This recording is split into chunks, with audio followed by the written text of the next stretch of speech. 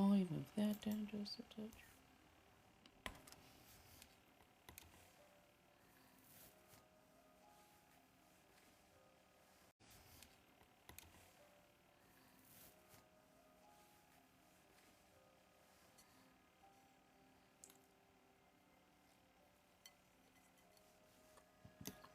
Actually, I might put you over on the other side. Give me just a second.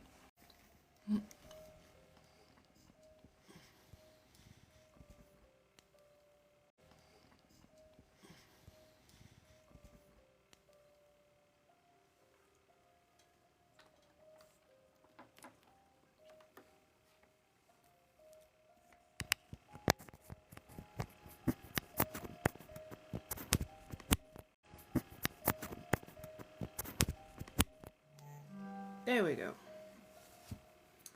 Hello, darlings.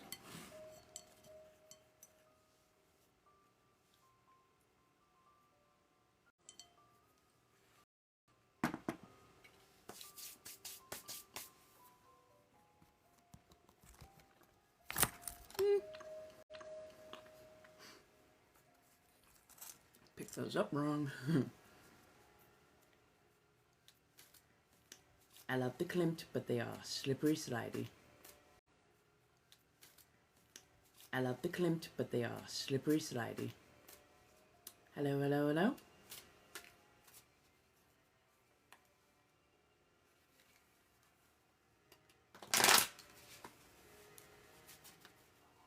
Don't work often with my Klimt cards.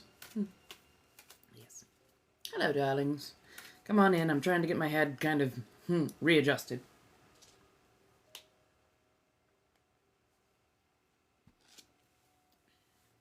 How is everyone today?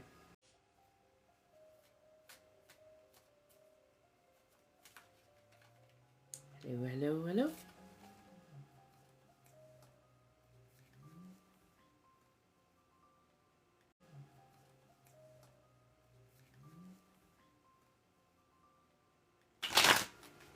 How do you do, darling?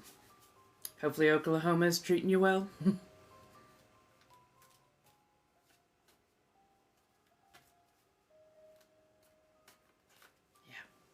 Klimt cards are like, they don't have nearly as much Klimt cards are like, they don't have nearly as much foxing on them. I've been working with a couple of particular decks. And as you can see, like the edges are nicely worn. These are just super slippery. How's everyone doing? Doing okay? I know there's a lot going on right now, so.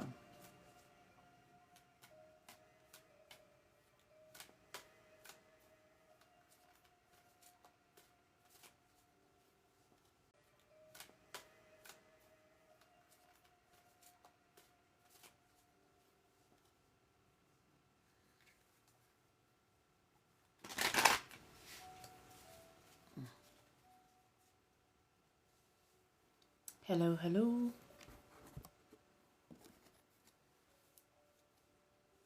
Hey, Lennon. Hey, Lennon. Oh, fuck's sake. I also sometimes forget because that's what I needed to do. Hi. I keep forgetting. I gotta go get a signal booster because apparently signal has been a whole ass thing. And I should have. That's what I went to. Yeah, I went to pick up a little something today. And I was like, I know that I was out doing this or something else, but yeah. Tell me what's demonic about it. Please, by all means, what is demonic about it? Because it sounds like somebody who doesn't know what they're talking about, who is probably Christian, and is doing literally the most antithetical thing to Christianity, which is proselytizing. So, how about you go read Matthew and get educated on your own religion, which I used to be a part of, and, I don't know, find Jesus. Can you? I've been reading it for 15 years. You came in here being disrespectful to my platform and to me, calling tarot demonic, and proselytizing at me. So how about you show a little respect and like either ask a question politely or don't be a shitty Christian. Put a please in there. This is a please and thank you kind of platform. We have etiquette and manners.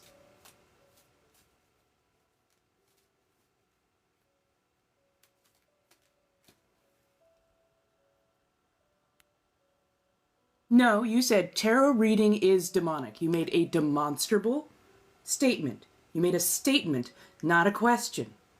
So rephrase it, add your please or thank you, and come correctly.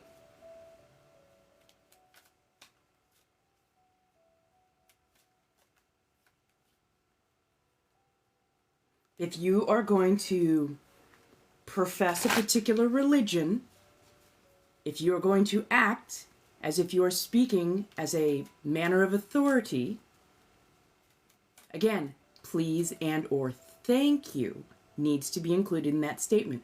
These are common courtesies. If you cannot mind common courtesies and gentle direction, then don't be surprised when I have a particular hardline reaction to it. Oh good, there's the please. Thank you. Thank you.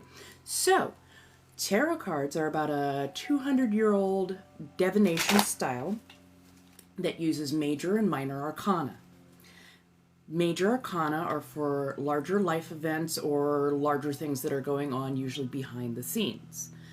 Somewhat metaphysical, esoteric, emotional, psychological, or otherwise.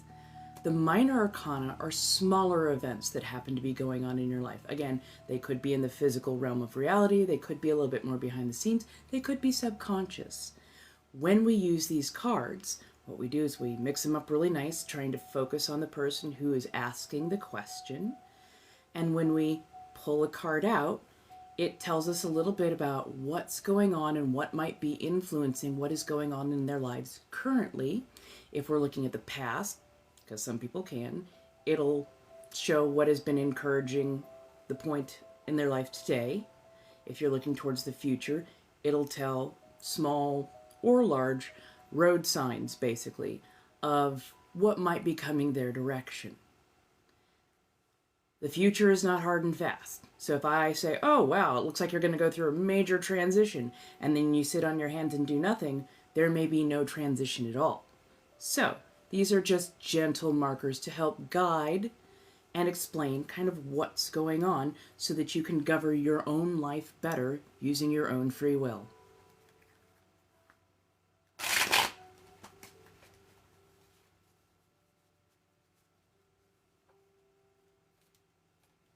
Oh, and by the way, there are things called angel cards. There are plenty of Christians who actually read tarot cards as well. I am not Christian. I am a practicing witch of 25 years. I was evangelical Christian, and I have been baptized. I also understand the Bible a lot better than most people who claim to be Christian. Hey, Demon. How are you doing, darling? Readjusting my headspace. I might do the makeup over again. I want to do a little bit darker. It's a little too subtle under the bright lights that I have. And I might do a little photo shoot today. Maybe a little content creation. And I definitely need to get more things scheduled on my different platforms. So yeah. Why, thank you. Thank you for minding the etiquette and manners. Hey, Playful. How you doing, darling?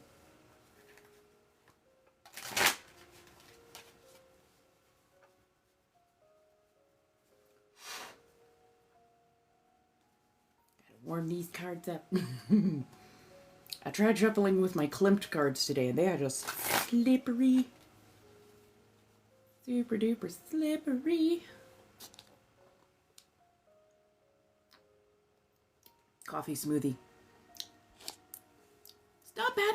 It's actually pretty good. I just can't quite tell if they used like a mix or if they used like actual like coffee. Well, if you check the blinks in Lio, it's only $5 per card. And yeah, I can read practically anyone. I try not to contact people who are past. I don't need any of that kind of stuff attaching. Hello, B. But yeah, I can read for anyone.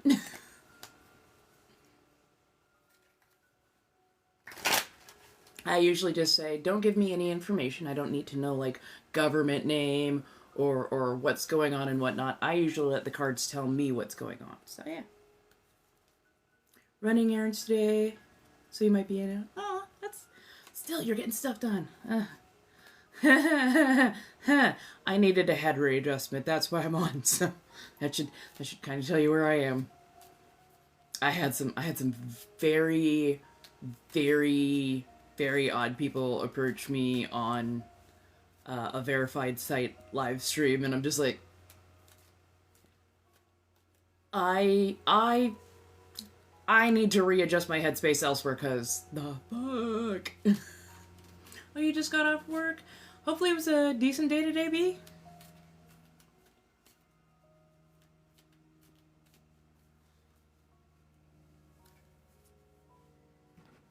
Right. Like, ooh, so busy. Yay, busy is good, yeah? Busy is good, right?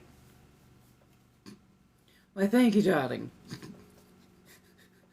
I don't know why, but tearing into somebody just a little bit, it gets the energy up. Good, good. I know you've had a lot going on lately, so I'm glad that you were occupied, at least for a bit. Right? Right, and I think that's what it was, is their requests were so odd and so extreme that I'm like, no. Like, and I think they were going for shock value. I honestly think that they were going for, like, shock value. But, yeah. I'm just like, I don't like this vibe. I do not like this vibe. Like, I wish I could filter for, like, particular words over there. That'd be really, really nice. Because, yeah, I'm just like, no. Oh, thank you, Playful.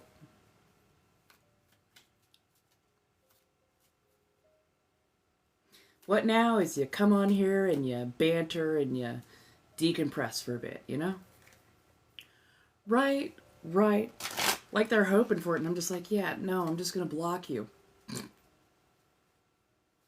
So you can purchase anywhere between 1 and 10 cards. A 10-card read is known as a Celtic Cross. It is a very in-depth read. There's a lot of nuance to it. Most people do like to start out usually between 3 to 5 cards, but you can get as few as 1 or as many as 10. So, yeah.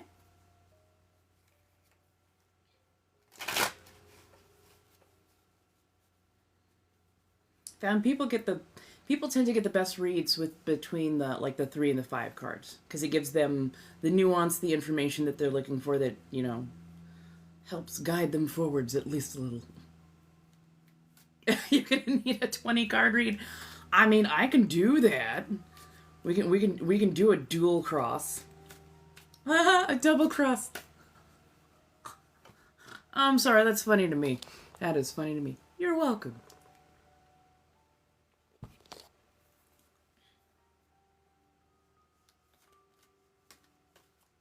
So yes, for those who do not know, I am a witch of 25 years now. I've been reading tarot cards for about 15 or so.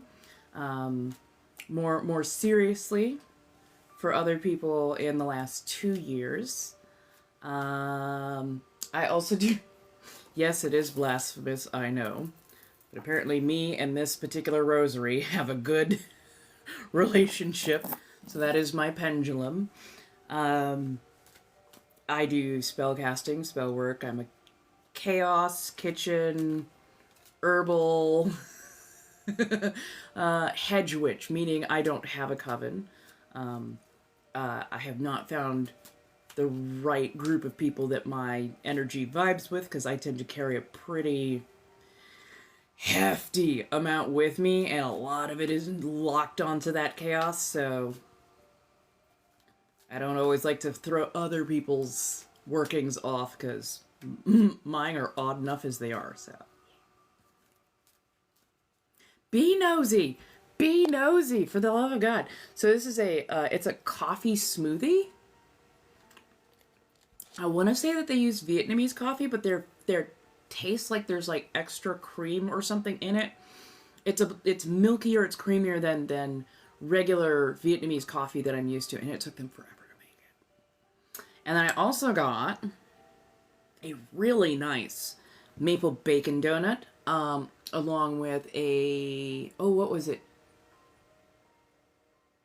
Edible, like lavender or pansy. So I got an edible flour donut, and a blueberry cheesecake or cream cheese frosting, filled cronut. And I'm gonna do reviews on those, right? Yeah, no, it is. It is so light. It is so fluffy. Like, it has a really good bite to it. And then, like, the bacon, you can actually taste it. Like, sometimes, I don't know what it is when the candy bacon, they get the kind of bacon that just doesn't really have any flavor to it. I can taste the smokiness, the little bit of salty. It's almost like a salted caramel bacon donut, but it's good.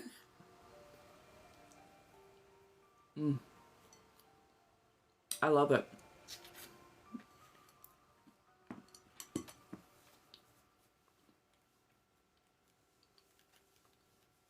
Hello, hello. How's everybody doing? Come on in, get your cards read. Help me readjust my brain. Oh, I had to jump my car again this morning. So at least I found the boundaries of the battery so far. And it looks like if I let the car sit for more than 3 days, I'm gonna have to jump start it. And I've got to drive it around for like a minimum of like 20 to 30 minutes. So, yeah. I've got to find a way to change something, cuz yeah, I'm not liking this situation that I'm in. It's causing me stress. It's causing me a lot of stress. And I know there's so much stress already going on in this world, as it were. So, but yeah. How's everybody doing? Tell me about your day. Let's banter while we shuffle and shift.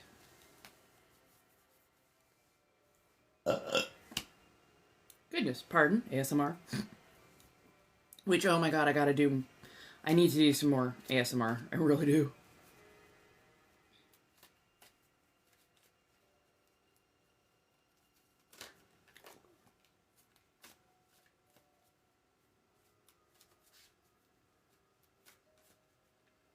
Hello, hello.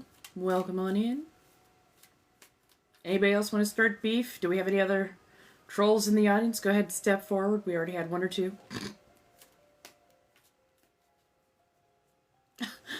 Thank you, darling. I just re-spritzed it because, like, this morning it was wild. I don't know if we had a spike in humidity, but, like, I woke up this morning, my hair was just like, I'm like, oh no. So yeah, sprayed it down, like really, really hosed it. And then I'm just letting the curls spring up and do as they do. I have like no product in it, so it's really like fluffy. Right? Right? That part, Libra. That part. Everybody's like, oh my god, I want curly hair. I'm like, no. No, you don't. You think you want curly hair. You love the curly hair because of how it looks when it's like doing what it's supposed to be doing. But if you are the holder of said curly hair, oh my god. Thank you, darling. So we've got the purple and black on that side, the black and purple on this side. Honestly, of the two, like, they're both amazing. This is powder dip, this is airbrush, but I'm honestly liking this one more. But yeah. Oh yeah. Oh, it is. Everybody's like, "Oh, it's just so lovely." I'm like, "Yeah, cuz you're not seeing like the super fluffy parts that are almost impossible to get dry." or impossible to get wet to begin with, and then impossible to get dry later on. And those are also the parts that like to twist in on themselves. So you gotta like flip your hair and end up getting your fingernail caught on like a rat tail, and you're like, okay, that wasn't quite as smooth as I thought. Everybody's like, oh my god, I'd love to just run my fingers through your hair. And I'm like, you try and run your fingers through my hair, even if I gave you permission in the first place. If I gave you permission to run your fingers through my hair, you'd go, the fuck? I'm like, yeah, they're curls. They lock around, like straight hair, yeah, of course your fingers go straight through, because that's how it, curly hair, it wraps and locks. So yeah, you're gonna try and run your hand through it, it's just gonna, and those curls are gonna go, like, fuck. Oh, don't even get me started on trying to dry brush curly hair. Oh my god, I come out looking worse than Magenta from Rocky Horror Picture Show. Like, I'm like the lighter version of Mahogany, okay? Just, I'm like, I didn't mean to do that. It's just, it just does. It just does.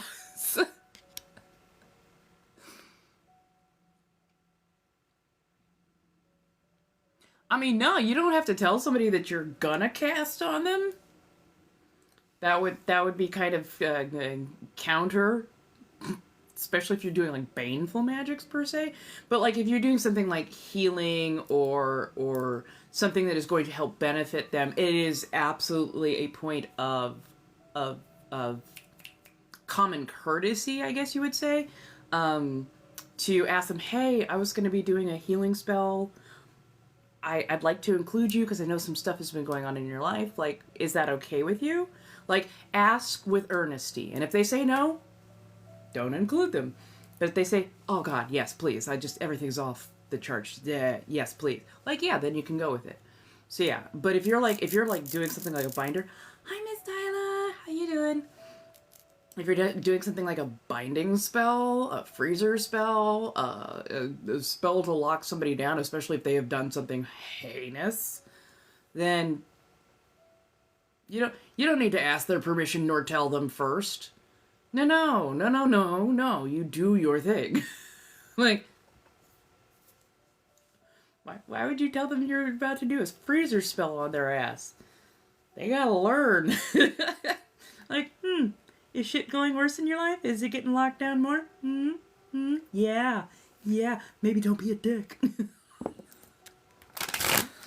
How you doing, Miss Tyler?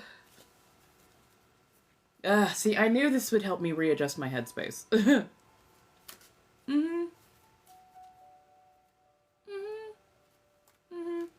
Yeah, no, I need to... well, you have to ask them for... I don't have to ask somebody I'm about to bind whether it's okay or not that I bind them. If you're getting bound, if you're having baneful magic put on you, especially when you deserve it, ain't nobody gotta ask your permission for that. Then it would kind of negate the entire purpose of you learning a hard lesson.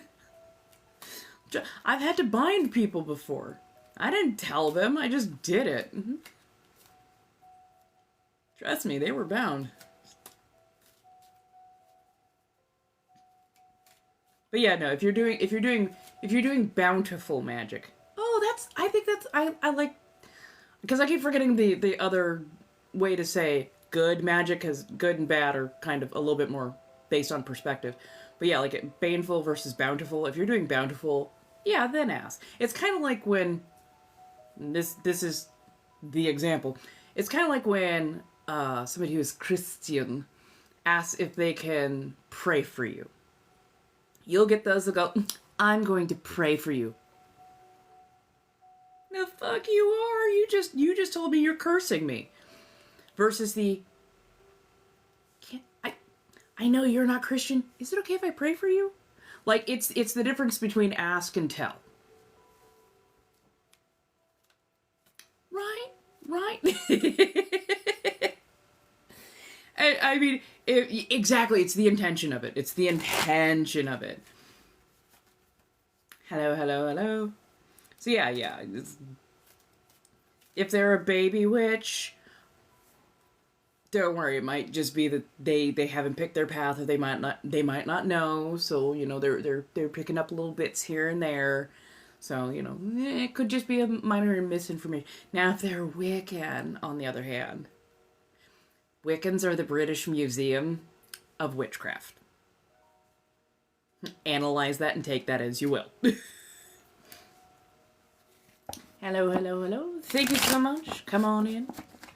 We are readjusting the headspace, as it were. I've got my tarot cards, of course, on deck. We are doing the thing. Ooh, 144. Oh, I love 144.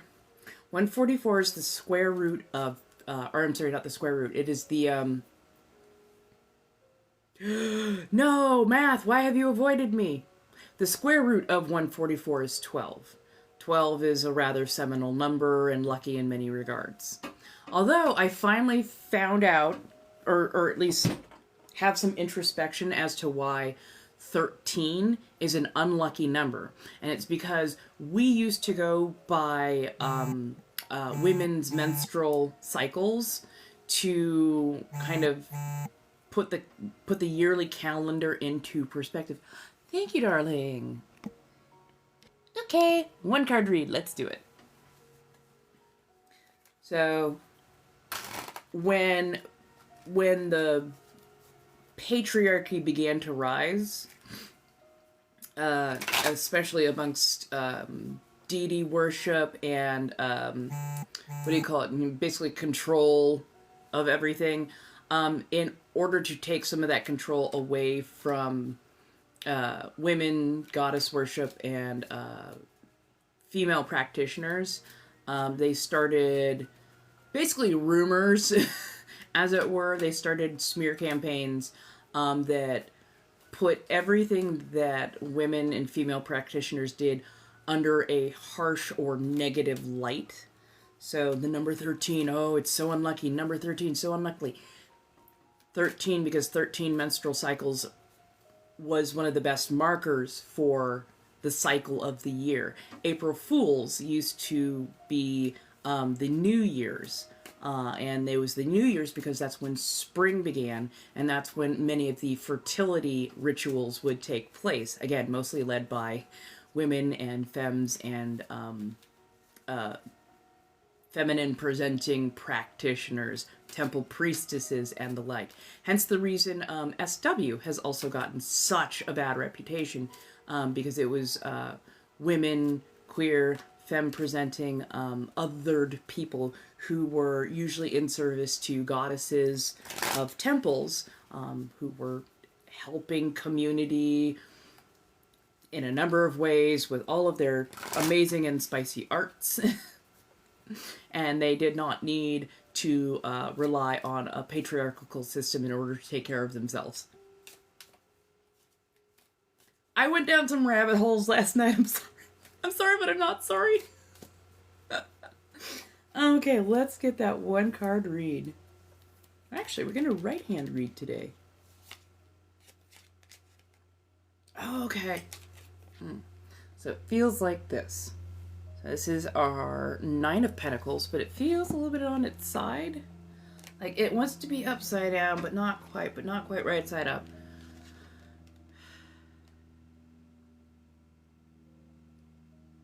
So the 9 of Pentacles is a card of, look at me, a little bit of showing off, a little bit of, you know, like presenting your work, all the lovely, the pretty, the shiny, the wonderful, the stuff that has skill and dedication put to it.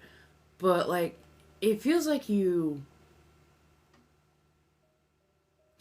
want to show it, but you don't want to, like you like you're waffling. You're waffling, my darling. You're so waffling.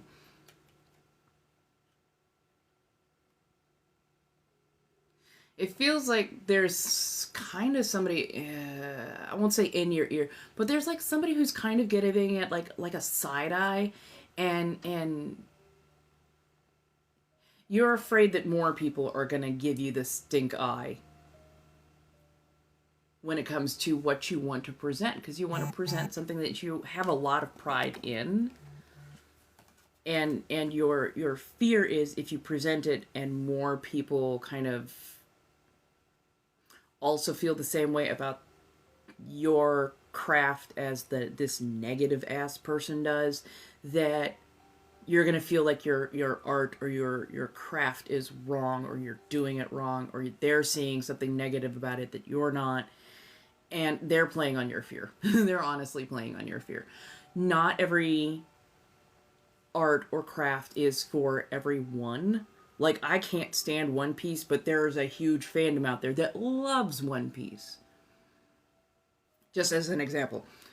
So don't worry about what another person is going to say or think, especially somebody who is jealous about the fact that they can't craft and you can and have at least tried and are willing to put yourself out there. They're not willing to put themselves out there, and that's their own fucking fault. Not yours. That is not your circus, not your monkeys.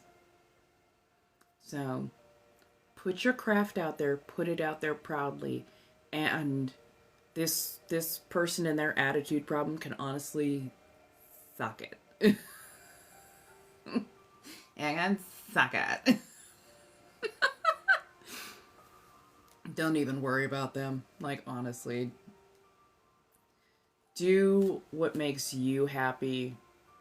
We are in an era where more people need to find their joy rather than sticking with the humdrum conformity and homogeneity. That is doing nobody any favors. So, yeah. You're welcome, darling. Hello, hello, hello.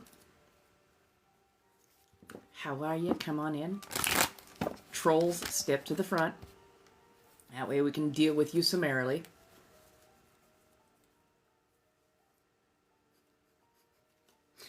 Am I baiting? Am I baiting? Yes, there is chum in the water. Absolutely, my dear, absolutely. How many cards would you like? Oh, you can't. Why can't you? Why? Remember, you can do as low as 1 card, all the way up to like 10 cards, so. And this is not dependent on one's religion either. That is why I don't invoke any particular deity or faith.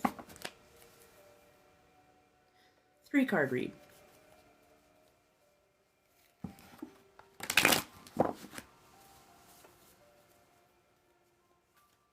Get these nice and mixed so we don't pull an accidental. Hello, hello. Oh, Adora the Explorer.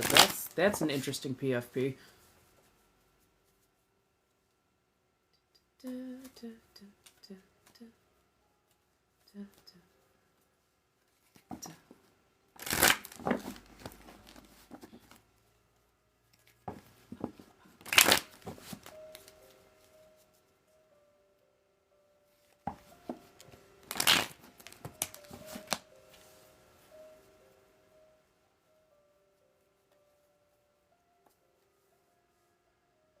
Nope, still a right-handed read.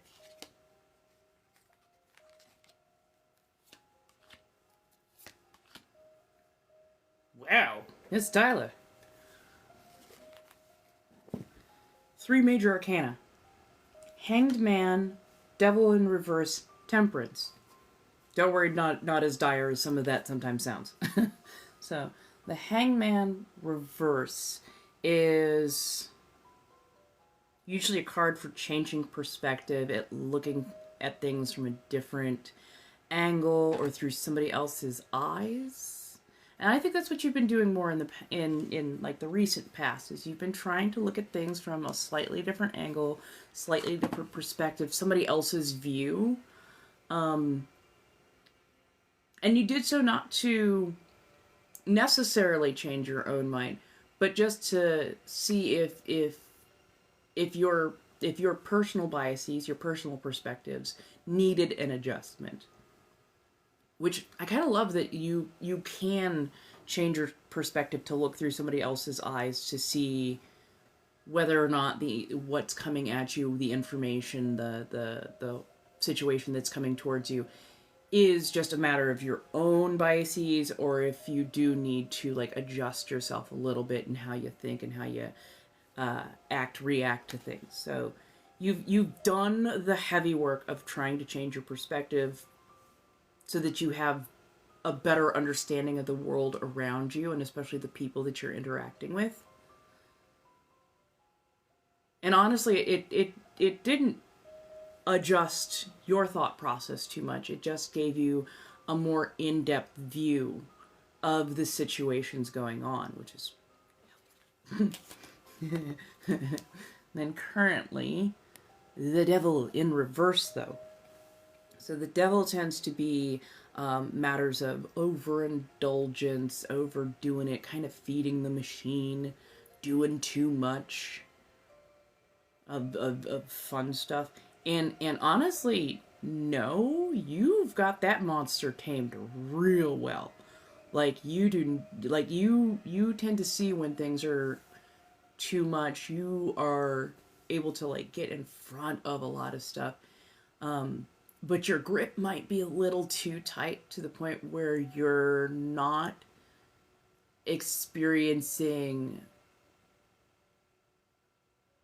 joy seems to be the word that comes to mind, but I think it's more than that. It's like you're stopping yourself from experiencing anything like really purient or too elevated, because I don't know if you've had trouble in the past where you've just, done a little too much, or experience, like, we'll use gambling as a example. Like, I don't know if you've like, I got into gambling and I like that sound and I like the cards a little too much and that became a problem. So like you seem to have an extra layer of caution when it comes to doing anything. So much so that you might be kind of clipping your own wings in that regard. It is okay to feel pleasure. It's okay to indulge in art and things that make you happy and that kind of stuff. Because honestly, you know when you're going too far. But like, yeah, don't cut yourself off before you've even experienced it. Like, experience it. Experience in moderation is always good. But experience life, because you really only have one to live. And those people who want to have those experiences with you, they're not trying to lead you down a wrong road. They're just trying to integrate you into the things that bring them a lot of joy, and your presence there with them also brings them a lot of joy. So they like seeing you happy. So, it's okay to let loose every now and again, just saying. Which is, I think, why we have the Temperance card. So the Temperance is balance. The Temperance card is learning, when to give, when to take, when to experience or indulge in those. I don't know why the word purient keeps coming, like pleasureful things. Not just in a physical sense, but like, anything that stimulates the mind, art, theater, plays, live bands, cafes, going out, having a nice coffee, getting a new pair of shoes, a new outfit, indulging. I think, there we are. It feels like you like to take care of others and help others, like, experience happiness. You live vicariously a bit through that, but sometimes you're worried about feeling it more directly, because I don't want to read you too hard or too much, but I think sometimes you worry that it might be too much, too strong, that you're so unused to that particular emotion directly that you worry about it being just, it tastes too good, it tastes too good. No, it's not going to change you nearly as much as you think it will. Like, indulge in yourself sometimes, because you bring happiness to others. You also deserve to have direct happiness for yourself. So, you know how to balance. You know how to balance. And I don't think you'll ever go down the wrong path, and you have you have such good support around you that, like, if anybody truly saw you going off the rails, they'd very much go, "You okay?" like they would step in. They would at least ask how you doing. If you're like, if you're going down a path that is going to lead to a bit of ruin, as it were, somebody would step in far before you got too far down that path. Like, you got people who would definitely check in on you. So yeah, feel that happiness. Feel the happiness directly. There is nothing wrong with that. If anybody, you deserve it. Honestly, you do. I hope that helps. I hope that helps. Boy, the cards were loud today. I don't know why I keep seeing somebody driving an SUV.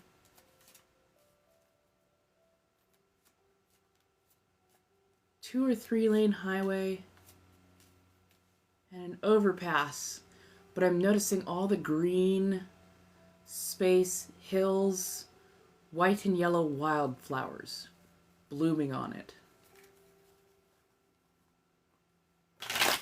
Huh. You're welcome, Miss Tyler. So yeah, if you go up to the Blinks and Lio, cards are $5 per. And once you get those done, come on back. If anybody feels like supporting directly, thank you so much. Thank you, Kelly. If anybody feels like supporting directly, again, Blinks and Lio, those have got a lot of places where I am, where I'm going to be. I am getting more stuff set up on Mayhem Marketplace. I'll be posting up art, press-on nails, clothing, and other services that I do provide, so feel free to have at. On Monday, I will have a signal booster, so I will be doing, Twitch as well as TikTok, and kind of getting more dual boxing integrated with what I do. Oh, thank you so much. By the way, I love the strawberries in the name. I don't know why, those just tickle me pink. ADHD, I like when things are extra shiny and jingly. All right. Thank you for the roses.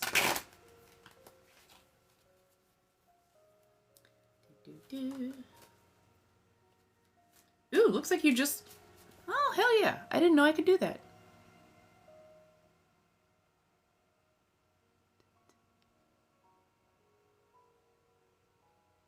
Add sticker.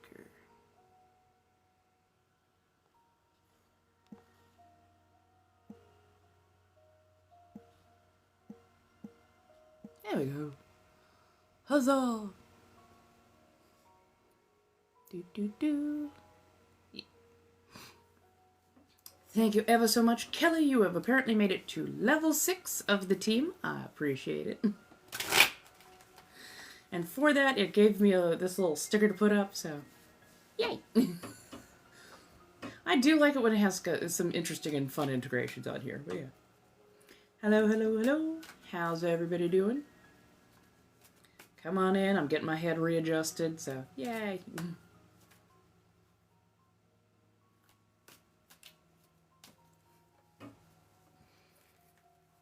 We are reading tarot cards.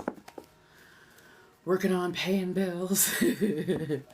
I'm gonna go get a signal booster today. Like, honestly, that needs to be done. Actually, I should. Whoop. Oh, thank you. I can't stand up in it. It's got more gap than you would think. But yeah, I do love this style overall of dress. I don't know, it's so cute. It's pretty that, and I can have the little strappy straps showing. I don't know, it's just, extra. I have a kind of a late 90s, early thousands-ish feel. What can I say? That was my aesthetic that I always wanted, but didn't get to indulge in for a long time. But yeah, let me look up where there is a Best Buy near me.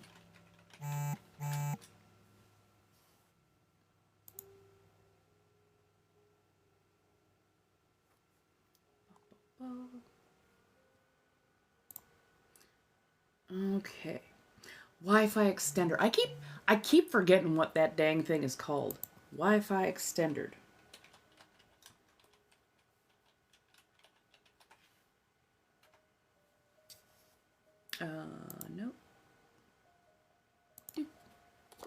Hello, hello, hello. How's everybody doing?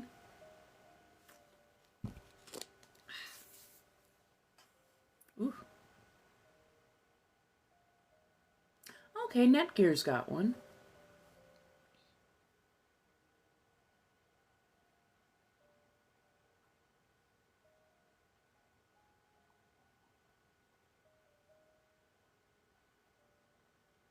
I'm gonna have to have them explain some of this shit to me. Oh, TP-Link has one? Hey. Oh, coffee smoothie. So I think they did like a Vietnamese coffee and then really blended it up nice and well. I think they put extra milk in it because it is definitely very milky, but not in a bad way per se.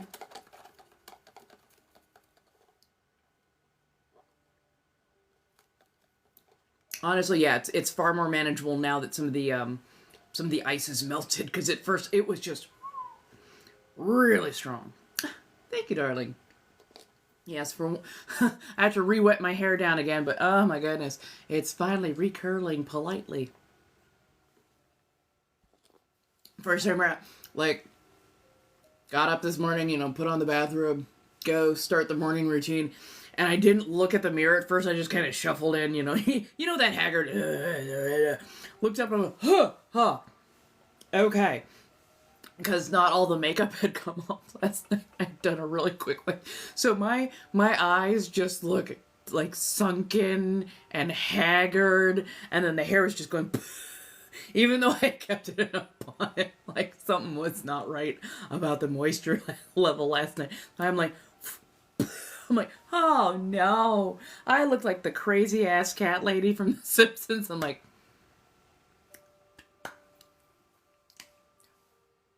it was hilarious, but it was bad, but it was hilarious. Okay, oh, so this is, it just, all I gotta do is plug it in. All I gotta do, oh, you know what, I bet I can plug it in the bathroom. Okay. Okay. Hello, hello. How's everybody doing?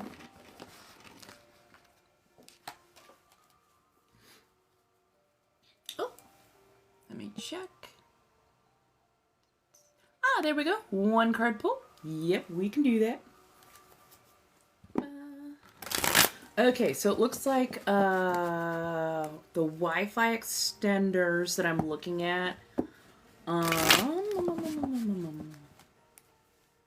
Looks like they're about $40. There are some ones that are like, hey, code. Looks like there's some that are like, 80, 90, 120. But it looks like Netgear has got some good ones for about $40, $50.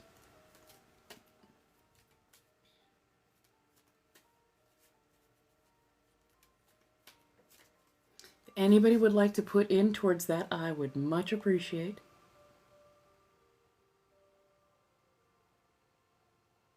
So dual band technology, plug in, Wi-Fi 5. Okay. Nice. Yay. Hello, hello. So I will be integrating kind of dual boxing on Monday. I will be on about 6 o'clock to about 9 o'clock most days. And I will be doing Twitch and here. I am trying to get more people over there because this platform has become rather unstable, shall we say, as to whether or not it's going to be here. And I don't want to keep giving people the we're going to move elsewhere because things are... No, apparently we're still... You know what? You know what? You know what? Because what I do for the most part is do live streams. I don't do quite as much short form content. I would like to. Sometimes I just don't always have the time to do it. While I am also working or looking for a slightly more stable 9 to 5. But I'm like, you know what? I also really enjoy reading tarot cards. And I'm I'm good at it. I'm good at it. So I need to expand my audience and range, as it were. So yeah. Also, be careful if anybody slides into your DMs. Oh my goodness, please be careful. Please keep yourselves safe. Always double check, because most large creators, or most creators of any variety, don't slide into followers' DMs, especially not if they are like card readers and the like. We wait for you to come to us, not the other way around. So please be extra careful, because a lot of us card readers have noticed an uptick in not good things.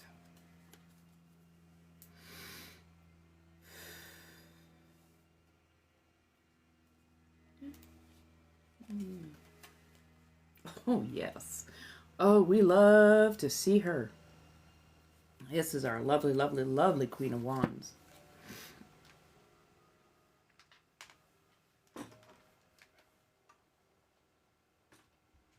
Funny enough, the sunflower, I think, is the thing that is to be concentrated on in this particular instance, which I know seems like such a small detail, but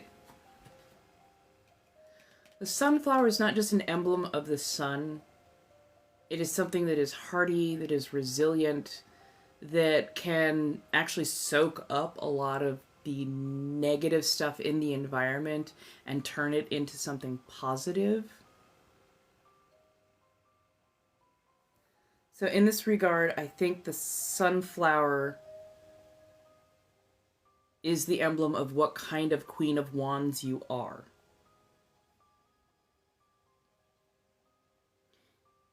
It seems like you can take a really shit situation and still find a way to make that manure something positive in your garden. So many metaphors here.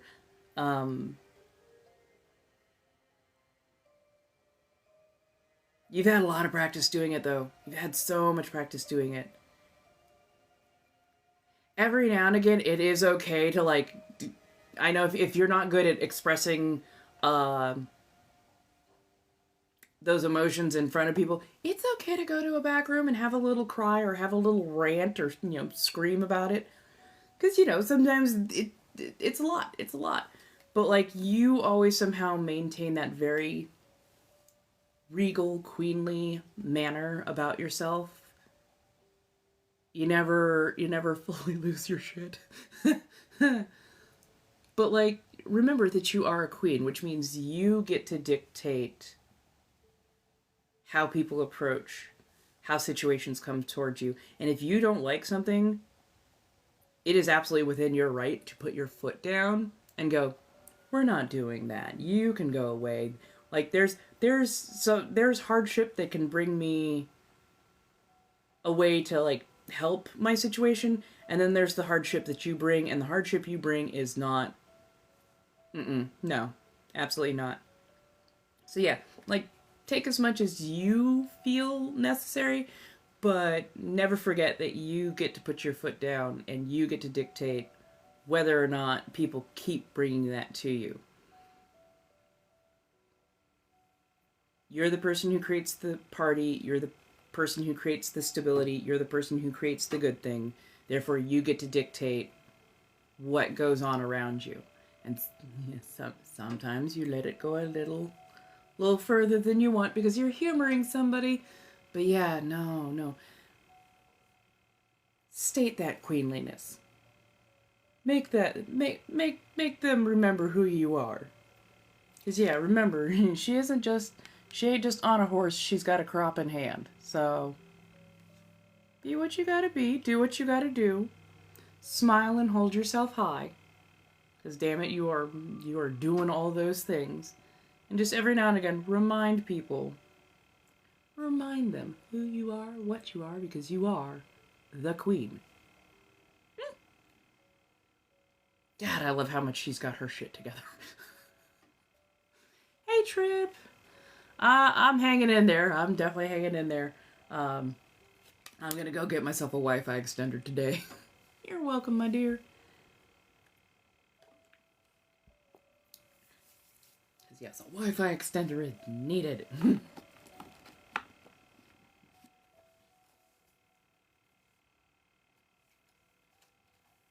You are welcome, my dear. Hello, hello, hello. Come on in. I mean, I've had coffee. Really nice coffee smoothie, actually. Like, the more the ice melts a little bit, like, the tastier it is. I think it was just a very strong blend to begin with. And then also a really nice maple bacon donut. Honestly, one of the better maple bacon donuts I've had. I didn't know whether that was a tongue twister. No.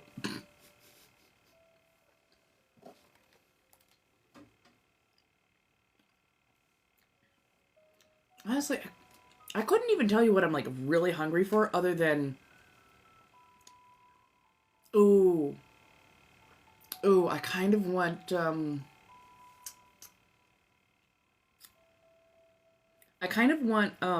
bulldog.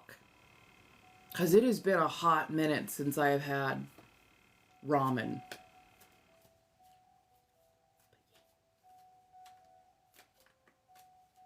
Yeah, it's been a hot minute since I've had ramen. I think bulldog, maybe the kimchi sounds really good. The bulldog kimchi or the carbonara one. Ooh, with some nice mozzarella or some sort of like a stringy cheese on top. And I've got some nice greens, I think, that are still viable, so I could put some bok choy to it. Get some onion in there. Right. I'm like, I just want something simple. I'm like, yeah, I want something simple, but I also, oh God, right about now, I would just like somebody who has more than enough money in hand to, like, take me out somewhere really fancy. Like, I want to do, like, a $300 French 12-course meal. Like, the ones, I know they're insipid, okay? I know they're insipid. Like, you get 2 bites per course. I know they're insipid. I still want to try it, mostly because I want to see what the flavor profiles are and where I could actually integrate those flavor profiles in more humble food. Because, like, not everything needs to be elevated, but sometimes I like trying out new things just so I can go, I like how this is. How can I make this work for my everyday? You know what I mean? Hey, Bree. How do you do?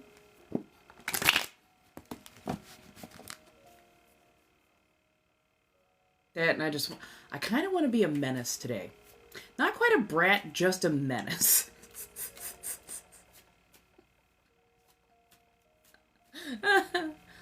I'm hanging in there as best I can. You know how it goes.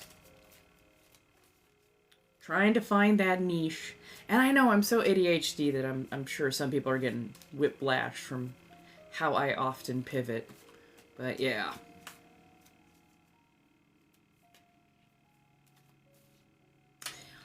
You know what I know what I need to do.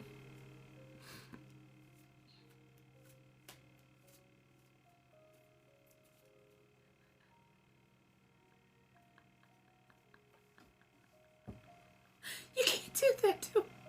Good. Ah, thank you, darling. So they did a powder dip on this side for the black, and then they did an airbrush on this side, and I absolutely adore this airbrush. It has that lovely smoky feel. I need to get my rent paid in the next few days, if at all fucking possible. I'm still about 600 out. So, if you feel like supporting directly, yay, thank you, awesome. I will be putting stuff up on Mayhem Market. I will be making commissions available for artwork. I do resin, watercolor, physical one-offs. So you don't even have to worry about it ever being reprinted for everyone. No. This is something I do for myself. Thank you. But yeah, if you would like to watch some of my content, that would be helpful. Also, reposting, commenting, interacting of any variety helps get me to a larger audience. So I do very much appreciate everything that everybody has been doing or plans on doing. refuse to let you walk in front of him. Like, if I can't walk in front of you, I'm gonna make you kneel. Humbled. I have never understood, okay, it's also funny that your name is Trip, so thank you for the heart puff. It has never made sense to me when it's usually guys, but yeah, when guys will be like, they won't let you walk on the side of the sidewalk that you want to. They're like, no, I have to protect you. I'm gonna be on the outside edge. You have to walk in, on the inside edge towards like stores and whatnot. And I'm just like, darling, if a car jumps a curb, you're not going to be able to Superman that shit unless you've really been holding back who you are.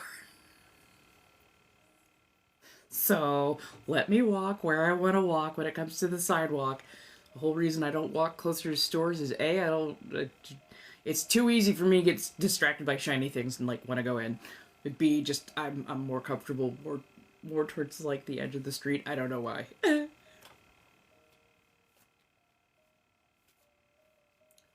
What? See, now you're gonna have to beat me to open my own car door. Like,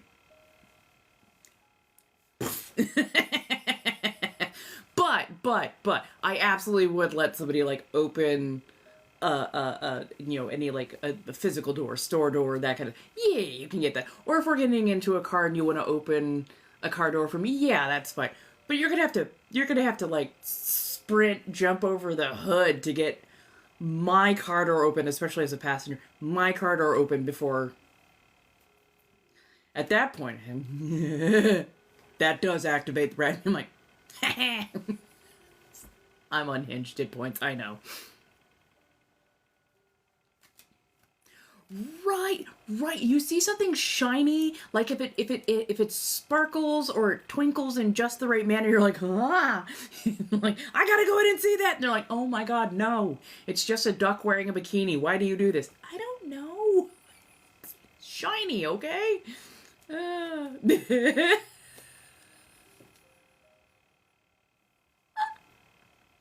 See, I'd be a menace. This is what I mean by like I would be a menace. You're gonna try. Like, I'll let you open the door when I'm getting into the car. That's fine. But I will be a menace if you think I'm gonna wait for you to walk all the way around to open my door so I can slide out. Nah. You're gonna have to catch me.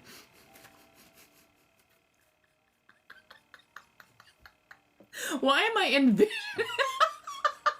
Why am I envisioning something that almost looks like a full-ass abduction? No! Kicking, flailing, people are getting concerned, thinking about calling. He puts you in the car, closes the door, and then reopens the door.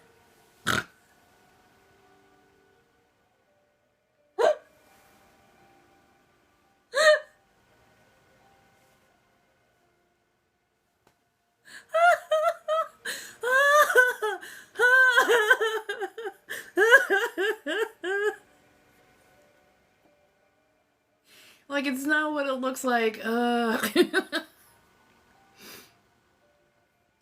They're like, are you really though? Are you really? It's like, no, we're together.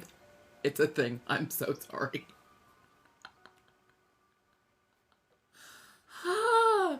I mean, if it ever gets too much, definitely like look him dead ass in the face, go, I love your enthusiasm, but yeah, right. You're right. You're like, no, really. This is not a blink twice situation. Right. I love that though. Broke girl bento. Fuck yeah. Hell yeah. Oh my god, Maruchan and hot dogs. Hell yeah. That is not a bad bento right there. That is not a bad bento. I respect that. Heck yeah. I do love when couples can have that rapport with each other. Honestly, I think that's kind of the relationship sort of that I'm more interested in is yes, he dotes. Yes, he wants to do everything, or they want to do everything, or she wants to do everything for me. But like, I still gotta test your reflexes, I still gotta test your reflexes. And like, are you doing it because you don't want me to do anything for myself, which is like, that sets off a little red flag in my head? Or are you doing it because that is the way you express your affection? If acts of service are your love language, the way you express affection to your partner, that can be a really good thing. That can be a really, really, really good thing. If you're doing it as a point of control, and trust me, I'm totally not saying that yours is, but I'm saying, like, I have dated, I have had people that were in my life that, like, that's what they were trying to do, is they had to control every aspect. And it came all the way down to, clothing. Are you wearing that? Yes, I'm wearing that. And if you don't like that, I'm a grown-ass person. So, if that's a deal breaker for you, bye. But yeah, no. Like, I love when a person is that passionate about their partner that it's not about control. It's literally just, they're like, let me love you. This is my affection. This is how I present my affection, rather than saying it in words or doing it in other ways. Like, me being of service is what makes my heart happy, because it's how I give my heart to you. It's like, oh, I love that. I adore that.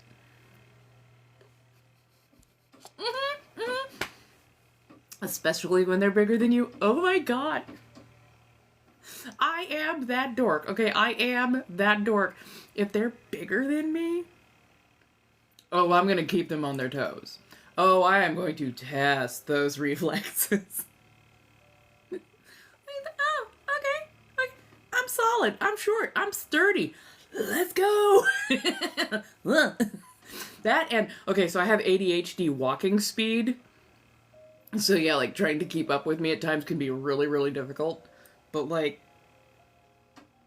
I adore when they are willing to try and go toe to toe with you on that. Right. Exactly. Gotta know when to relax. Yes, I was doing in a bathroom yesterday. I had the fangs in and everything. I needed a little bit of a headspace readjustment today, so I'm just doing regular, good old-fashioned sanguine with, a little bit extra going on, but this is why I'm remaining seated. Hey! Yeah, also reading cards today, and of course I am taking on trolls as they wish to come in. By all means, come to the front. Try me, little minnow baiters. We can go a few rounds. I'm feeling spicy today. I really want to make another press-on set, but, like, I want to do a press-on set that's, like, uber long, like the 4-inch. Ooh, yeah. I've got a couple of blanks here, but yeah, I want to make, artistically, I want to make a set of, like, 4-inch, 5-inch nails and just, like, festoon the living daylights out of them. But yes, I am going to be putting up more clothing, more art, more things on my Mayhem Marketplace. You can also get yourself private readings over there. I'm going to have commissions opening up. So yeah, I've definitely got some bills to pay. And I'm I know I seem so gregarious, so extroverted, but I'm honestly very introverted, especially when it comes to my artwork, of all things. But yeah, no, I need to put myself out there, so we're doing the thing. And that coffee is definitely doing its job. I'm feeling parky. Oh, thank you. These are all just blanks that I have worked on, and I'm like, yeah, okay, yeah. Oh, this is actually one of my favorites.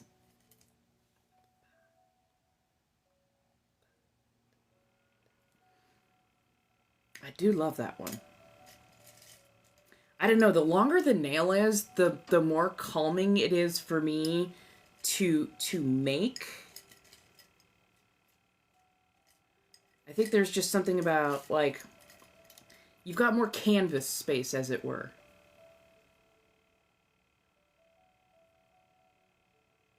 And I'm like, I don't expect everybody to want to, like, wear them. And even some of the ones I make, I'm like, I never want to wear these. I just think they're gorgeous. They're like artwork to me. And so I want to get like little, I want to find like something like small that I could put them in and display them in as art. So like I'd love to be able to source something a little bit like this size, but a little bit fancier, so that I could like display them like art. Because that's what they are to me. They're an exercise in art. There's ritual to it. You have to, you have to score it, you have to paint it, you have to prep it. Like, there's so much work that goes into it. So like this one, I was doing I think I was watching Avatar: The Last Airbender. I was when Sokka and the Moon Princess. I'm just like, oh, that was my inspiration for this one. Got so many different sizes in here. Oh, these ones, I think I was in a hyper femme mood.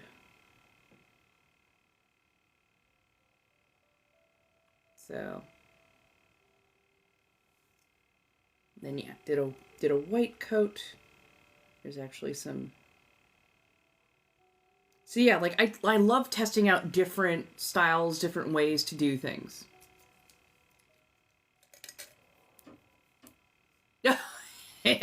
Yeah, I'm like, these are all just, they are what they are. Like I sort of want to do like an actual art piece and sink these in resin.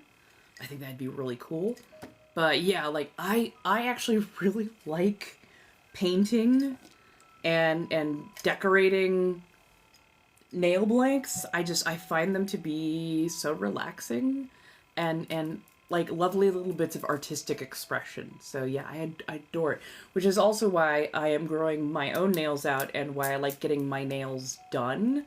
I can't be around monomer, the home version of monomer and some of those chemicals. They make me feel horrific.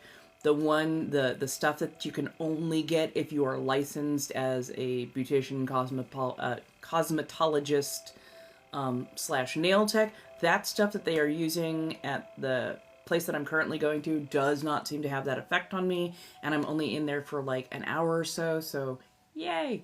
But yeah, I can't use the at-home stuff. I can only do polishes and whatnot. I can't do like the acrylic. Not that my acrylic came out too well. Oh my god, I was so bad. I mean, I know it takes practice, but like those first couple of nails that I did were so bad. I'm like, oh no, daddy. No. No. No. No. It was so chunky and gloopy. Oh, it was awful. It was absolutely awful. Oh man, no. But yeah, thank you. Thank you. Maybe one of these days I will settle in for a head readjustment and do some nails. So, yeah. Hey Moose. How are ya? How's everyone? I'll probably be on, let's see, what time did I get on? No, really, what time did I get on?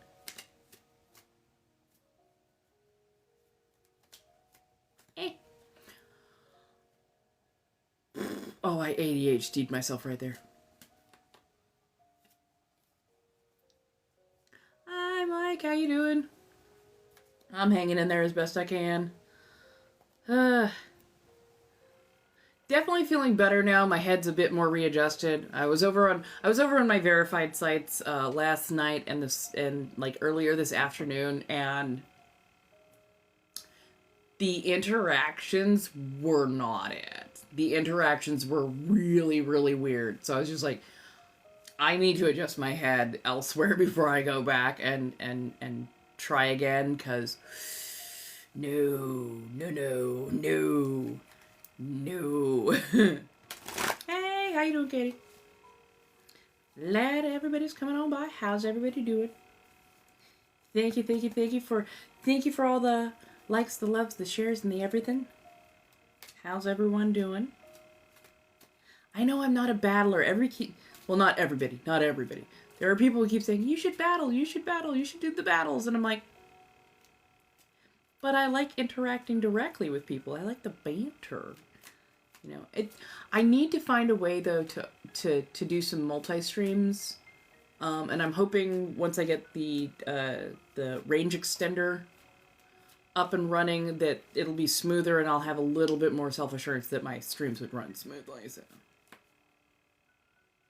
Oh, drinking on your day off. I've had a long week. I feel ya. I feel ya. I feel ya so much on that. Good. Bought a house. We've been busy. Oh, yay. And then family stuff, but doing well. Yay. I love that for ya. Dude. It is. It was a long week. It's going to be a busy weekend, I think. It's going to be a very busy weekend. I don't know if anybody knows all of what's going on, especially with all the marches and whatnot, but, like, I saw so many live streams today that were showcasing how many people are turning up for the marches and whatnot. I'm so happy, especially when they were, like, looking around a bit, like, looking at the makeup of the crowd. I was impressed. I was honestly really, really, really impressed. Because, yeah, when it comes to kind of changing what's going on right now in the country, like, people like me, it's our time to sit down and not be front and center, because palm-colored people need to be showing up, and they need to be showing up in droves. Because them showing up is actually going to enact change far faster. And right now that's what we need, is we need a bit of speed, as it were, to get things done. So I appreciate those people who are showing up, and I appreciate the people who are behind the scenes, you know, supporting, organizing, you know, letting people know the good knowledge of, you know, how to look out for yourselves, how to make sure that you aren't getting kettled, or you know, how to make sure that, you know, people aren't trying to start shit. If you ever go anywhere and just see random bricks or rocks or building materials out and about unattended, don't touch them. And I'm just across the board, just don't touch them. It's a trap. It's a trap, like Star Wars says, it's a trap. Just don't do it. But yeah, I am so pleasantly surprised on how many people are showing up en masse to actually take a stand for themselves, for their country, for their states. Heck, I saw things in, what was it? I saw stuff in Pennsylvania, Colorado, Oklahoma, Ohio. Like, I saw just tons of marches, and I was so proud of them. I was so proud of them. But yeah, how's everybody doing? How goes? Sorry, slowly eating this. I swear it's the slowest donut eat ever. It's worth it, though. Maple bacon. They did really good with it.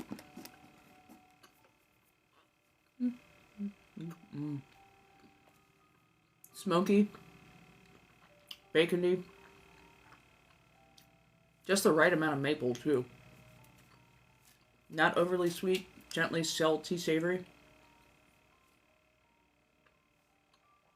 I think I appreciate salty, savory, and sweet all in the same dish quite a bit.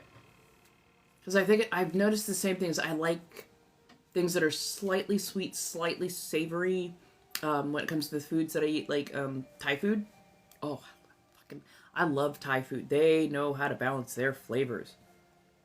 And quite often I like pad see ew and pad thai, which has a gently sweet component to go with the salty and the savory.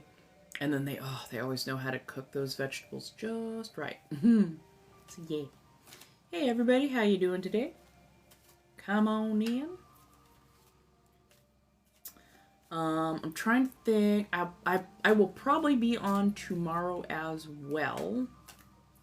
I will definitely be on Monday through Friday. I will have my cards on. Come on through for those, of course. But I will also be dual boxing Twitch as well. And I'm going to get things scheduled so that there's going to be ever more content. I'm still slowly working my way through all of my backlog of stuff that was for my old apartment. So if you keep seeing stuff that are like, is that a different... Yeah, it's a different place. That's my old apartment. We're going through and getting a lot of that done as we're, headed towards me coming up to modern. So yeah, I'm getting smarter. I'm downloading a little bit more frequently so that I don't get quite that backlog.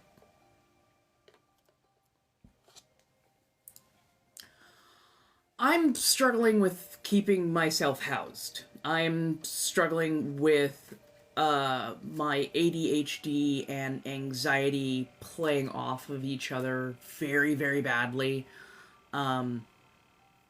And I actually stopped gardening about 6 weeks ago. I gardened like once in that 6 week period, but yeah, like I stopped gardening about 6 weeks ago because I recognized that I wasn't as functional as I could be. I'm still learning the balance between, the ADHD and the anxiety. But yeah, I was like, I had to garden heavily just to get to sleep, but when I was sleeping, I noticed that I wasn't getting rest, like actual deep rest. I was just not conscious, which there's a difference. So, yeah, it's been a whole ass thing. Yeah, a lot of people were expressing that they liked to have something like kind of that they could just have in the background, and I'm like, oh, trust me, with the amount of yapping I do, the amount of talking I do, by all means. So yeah, I just upload so people can either decompress to it or just have something going on in the background, and apparently it's very helpful for not just decompression, but like encouraging body doubling, so encouraging people to get stuff done, whether that is schoolwork, homework, all that kind of good stuff, as it were. So yeah. Oh, I'm sorry. That I read that question slightly wrong. Have you ever struggled with addiction? Yes. I've struggled with self-medication. I do not take medication for ADHD because I was never formally diagnosed. And it wasn't until the last couple of years that I realized I have ADHD. There is no doubt about that. I always just thought it was my CPTSD and anxiety and depression and everything else. And I'm like, oh. So yeah, I have definitely struggled with leaning into things that are not always necessarily healthy. To try and regulate my anxiety and regulate how fast my headspace moves. For a while, it was, a drink here or there, 4 or 5 or 6 of them, helped to suppress the speed of my thought processes enough that I could be functional. Or at least not give in to the anxiety. Of course, my liver told me real quick, yeah, we're not going to be... No. The liver is like, no, thank you, no. But then I also, for a while, leaned into gardening. Because it made me feel all my emotions, which it forced me to process a lot of them. But also I started leaning on that more heavily just to sleep and to, again, not feel my anxiety rather than actually addressing them. So yeah, addiction is a difficult thing, and I don't think there's nearly enough grace given to people with addiction, because it's not something you can just, oh, I feel like participating in this thing today. Oh, I don't feel like participating in this thing today. Addiction runs a lot deeper. Lot deeper. It almost becomes a physical necessity, and in certain cases, like with alcohol, it can become a physical dependency where your body does not function without said substance. So, yeah. For it seems like most of the studies that are done on addiction, oh yeah, 1,000%. It's very much an illness. It's very much a disorder, and it's not something that is just, oh, I can flip it on or flip it off. It's just willpower. No, it's not. No, it's not. No, it's no, it's not. It is your body, and sometimes especially your mind, telling you if you don't have this thing, you are going to end. Like, if you do not have this thing, you are not going to function, you are not going to survive, you're not going to exist. If it's like trying to wrangle a 500-pound gorilla with a 5-year-old temper tantrum. Like, it is so non-functional. There have been a lot of studies done on recovery from addiction. And addiction will be in your life for the rest of your life. It's not like something that just, oh, it just goes away. No. You learn to manage it. You learn to, usually walk it back, walk it down. But, like, if you have a slip up, it's not the last thing in the world. Don't let your brain catastrophize. Oh my God, I've had a slip up. I was good. I was clean. I was sober. I was this, that, and the third. For 3 weeks, and oh no, I've had this slip up. Oh, it's just, don't let your brain spiral. You just go, okay, I had that moment. I'm going to do better tomorrow. The moment you start to catastrophize, that activates those addiction centers even more so, because the addiction center is how you coped. So when you get stressed, especially over that thing, it's a cycle that kind of feeds back into itself. Thank you, darling. I appreciate it. Don't worry. So, when it comes to addiction, you have to give yourself some love, some grace, some understanding, to say the least. And in the studies that they have done on just letting people do as they please, you need a beer at night. Okay, fine. The less stigma, the less shame, the less micromanaging Big Brother people had over their shoulder, the easier it was for them to actually control the addiction. Because stress is what caused it to become more aggressive. The more relaxed, the more space and grace a person has, the less often they went to that coping mechanism, because they weren't stressed. When they aren't stressed, they don't feel that need for the coping addiction or the coping method nearly as much. And when they don't have to participate in that coping mechanism, they are able to become less dependent on that action or substance.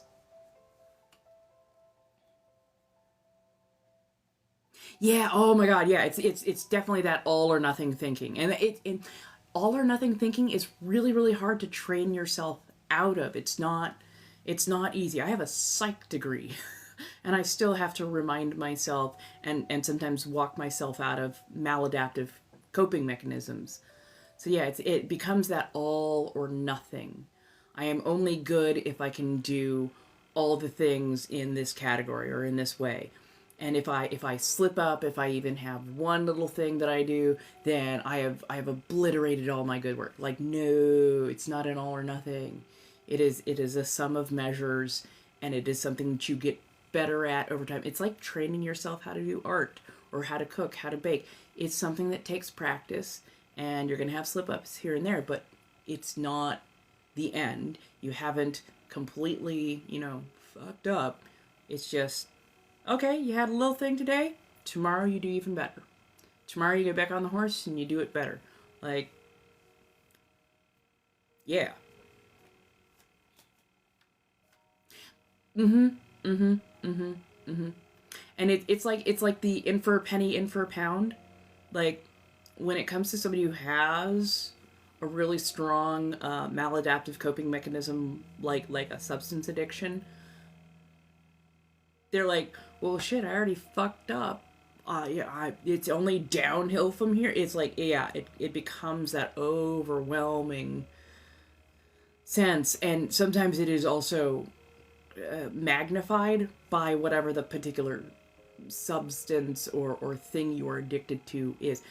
Kind of like, oh god, let's see if I can educationally code this enough that I don't get flagged for it. It's kind of like people who, I think that there is nothing wrong with corn. And no, I'm not talking about the vegetable. You know what I mean?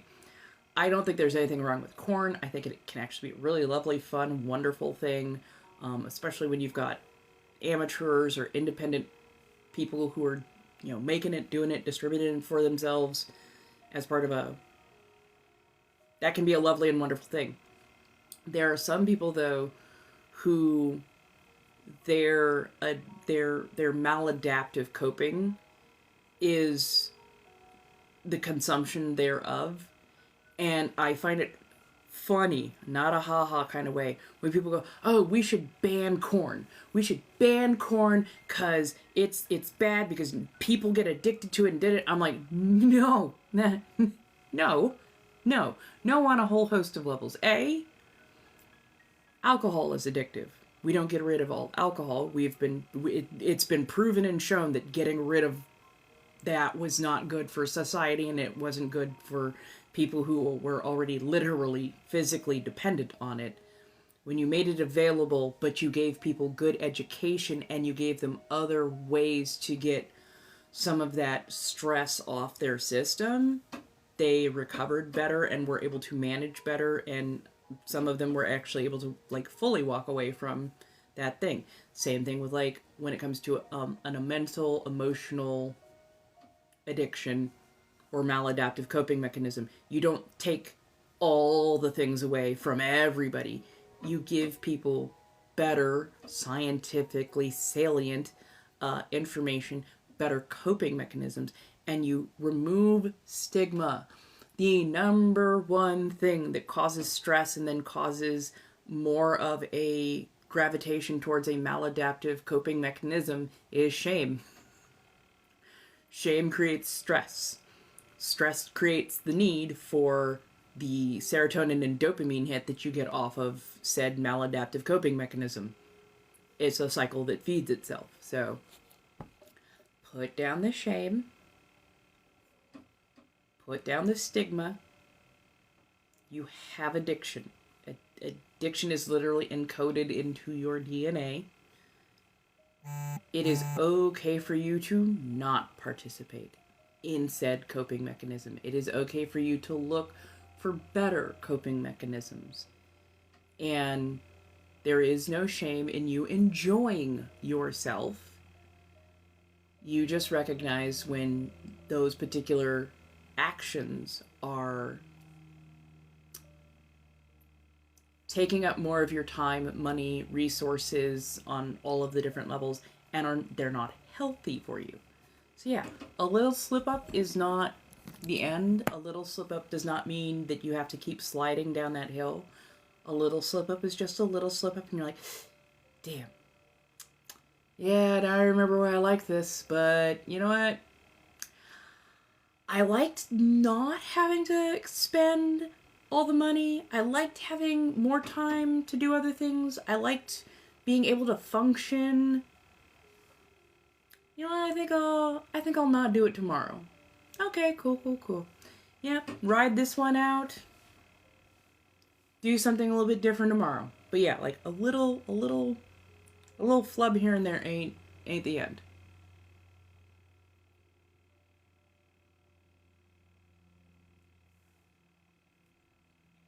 How's everybody doing?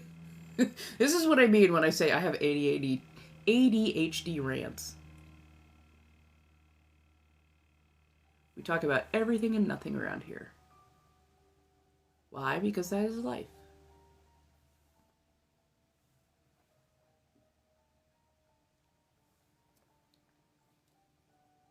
I really like this lip stain. It works well. Hello. Let's see. Let's go till at least 3 o'clock.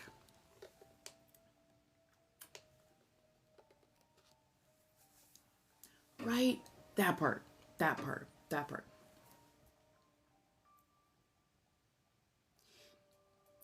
Autonomy is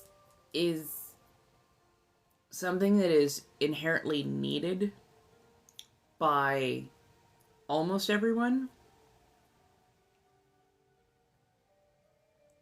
Cult mentality is something that has to be taught, and often it has to be taught in a rather vicious way. Hence the reason, like, indoctrination since childhood is such a widespread tactic for organized. You know what I'm talking about. If I was never taken to church as a child, I would not have had the hang up or the shame around my body, hey, how you doing, Scorpio? I would not have had the hang-ups around my body. I would not have the hang-ups around my sexuality. I would have probably explored myself and how I function and who I am a lot sooner, and had far less stress over it. Because there were some things that I ended up going, yeah, no, okay, I had the experience. Nope, that's not what was feeling. That's not what was really, not for me. No, thank you. But yeah, like, whoop, evangelical free. As an I think Freddie Mercury's still in the microwave. Yeah, I grew up in an evangelical church for like 20 years. I was a teenage Sunday school teacher. You know, I'm pansexual, I'm polyamorous, I'm gender fluid, I am so antithetically not that. And it's because these are all things that are just me, but also B, they tried to make it so that you could not govern over yourself and that you could not learn about yourself. They were going to tell you what you are. They were going to tell you how you were going to comport yourself. They were going to just like they micromanage the living shit out of you, all while giving you a book that tells you that God, the deity, the maker of the universe, gave you free will, and that you should decide for yourself how best to do what you do. And that, God already knew what you were up to. God already knew what you were going to do. He'll talk to you about the end. Like, when you get there, then you can have a discussion. But until then, like, he knows what you're going to do. Like, if he had any real issue, he knows where I am. He's omnipresent and omniscient and all this other stuff. So, like, oh man, School of Ushering and Choir. I was in bell choir and choir.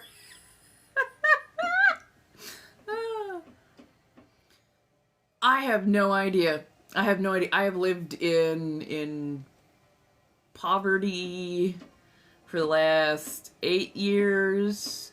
I've maybe had a year and a half where when I was working a corporate job at a startup where I wasn't constantly in abject horror of how I'm going to pay my rent. So, how am I going to prepare for this recession? I have no idea. Honestly, I have no idea. I just want to know why there is a small group of people who are allowed to tank our economy, impoverish millions of us even worse than before, to the point where we are looking at mass homelessness, possibly mass starvation, mass incarceration. Like, it gets dark real quick if we go down the subject, is all I gotta say. Oh yeah, you got the problem. You got the puzzle solved. I'm happy about that. Yeah, yep. Mass layoffs already. I like. It's terrifying, but also this might be the thing that we as the working class all come together on and just look at each other and go, money isn't real. Money isn't real, and those who hold all the money aren't doing even 1/10 of 1% of the actual work that it takes to make this goddamn country work. Why do they have all the power? Why are they allowed to tell us where we can live, what house we can have? They're making sure that we can't afford the houses that are already there. And the houses that they are building, the shelters that they are building are so compromised, are so poorly put together. Like, no backyards, no community spaces, no places for us to actually be human, be a society, and interact that don't cost us money constantly. They hit us with every scam under the sun to make us pay for insurance, to make us pay for health care. Like, the very fact that you cannot get health care, like actual health care, without paying exorbitant sums. Like, that is so antithetical to how capitalism is actually supposed to work as a system. I'm not saying that they didn't, like, capitalism is not good. Okay, capitalism is not good. It's a stepping stone towards better. It is not the end all be all. But if they were actually doing a capitalism the way it is supposed to, you would have free healthcare. Healthcare that is paid for by the state or paid for by the governing bodies, because healthy workers are more productive. Relaxed workers are more productive. Workers who get preventative care don't get majorly ill, and when they don't get majorly ill, you aren't spending a bunch of extra money to make very, very sick people well again.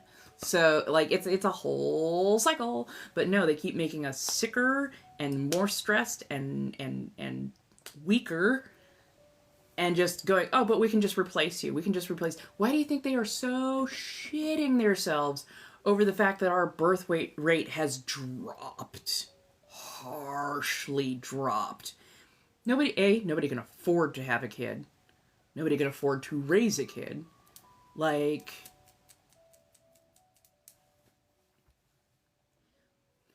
we need to push back on AI. So AI is destroying the environment. It takes so much of our resources for AI computers to run. It's taking potable water, it's taking energy, it's harming our environment actively. And the jobs that it is taking, it's scraping our hard work that we already put in and regurgitating it. So it is literally making us dumber as a whole, as a society, because people are not being forced to exercise critical thinking skills. They're just going, oh, AI can do it for me. That is also how they are controlling the spread of information, is by basically setting up bot farms and setting up, AI to tell us what they want us to hear, so that we ingrain that in how we think about society. So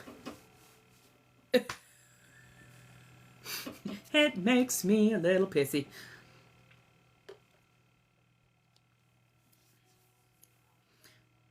I find it funny that they are trying to automate things like food, because again, it takes the soul out of what is going on. And like, fast food, There's a lot you can automate. I give it to you that. But like, what happens when the populace can't afford your fast food? Do you just let them starve? Do you understand what happens when people start starving and watching their kids starve and watching their grandparents starve? When everything looks bleak and hopeless, when people have no bread in circuses, when people have no hope, they get real pissed off. And yes, that is 1,000% that. And yeah, and that's the whole thing. And the people at the top keep thinking that they are immune to that crime. They keep thinking that they're going to be immune to that anger of the masses. And I'm like, I'm looking back in history, and yes, we've got a lot of technological advancements in that.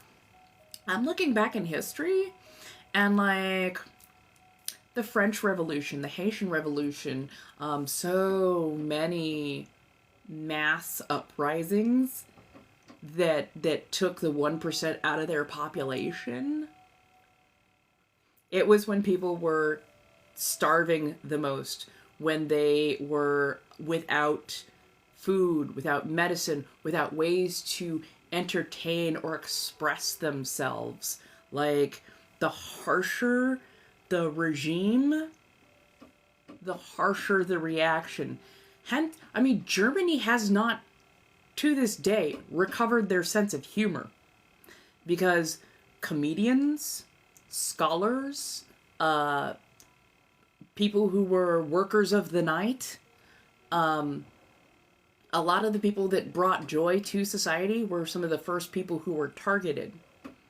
Gee, we're seeing that yet again. We're seeing that yet again. Between bioessentialism, fucking granola trad wives, those, no thank you. Like, everything is going beige. And people who stand out are seen as the problem. And like, we're not the problem, we're just expressing ourselves. And it makes you uncomfortable because you're so busy trying to conform, because that's the way you think you're going to survive without getting smacked across your face or in the back of the head. Like, you're afraid of getting hit. I already know I'm going to get hit. So I can either be colorful and you know, smack back, or I can conform. And you know what? Conformance sucks. Been there, done that. I was not good at doing that. Nope. Boston Tea Party, yeah. Like, one of the biggest reasons we had that whole independence war that we did as this country was because a lot of us couldn't conform. Especially not to an unseen presence that kept trying to tell us, oh, well, now you've got to pay more money for coffee. Now you got to pay more money for tea. Now you got to pay more money for stamps. Now you got to pay for this. Now you got to pay for that. And we're like, you're not even here. You don't even understand how we are not rich. How we are just working our asses off, trying to survive, trying to like enjoy ourselves while we are just like forming a society. And I mean, there's another layer to that in that we, Europeans, came in and decimated the culture, the populations that were already here because they would not conform to the European standard. And the funny thing is that the Native Americans that were here taught the early Europeans how to actually survive, how to grow food, how to hunt. They were trying to teach us how to integrate with nature and be chill, and instead we repaid them horribly. Thank you, darling. There are several accounts of pioneer settlers and especially pioneer women, having Native American women suddenly show up on their doorstep and just kind of sit out on the front porch for a while. And then, you know, they'd go home at night, but they'd come back the next day, and like, it freaked them out because they had been taught rugged individualism. You know, oh, well, you know, you're out here, you got to be surviving on your own. It's if you fail, if your family unalive, that's a failure on you, not a failure on the society that, you know, didn't help you survive. Whereas Native Americans had the exact opposite. Like, you are part of a society, you are part of a group. We all need to actually work together. And, you know, hey, these new people have moved in. They're a little bit odd. They're a little bit strange, but like they seem to be really alone. So, you know, let's show up. Let's give them some neighborliness. We're gonna show up. We're gonna hang out a little bit. Maybe we'll get to know them. They'll be less alone, and they'll understand that they're part of a society.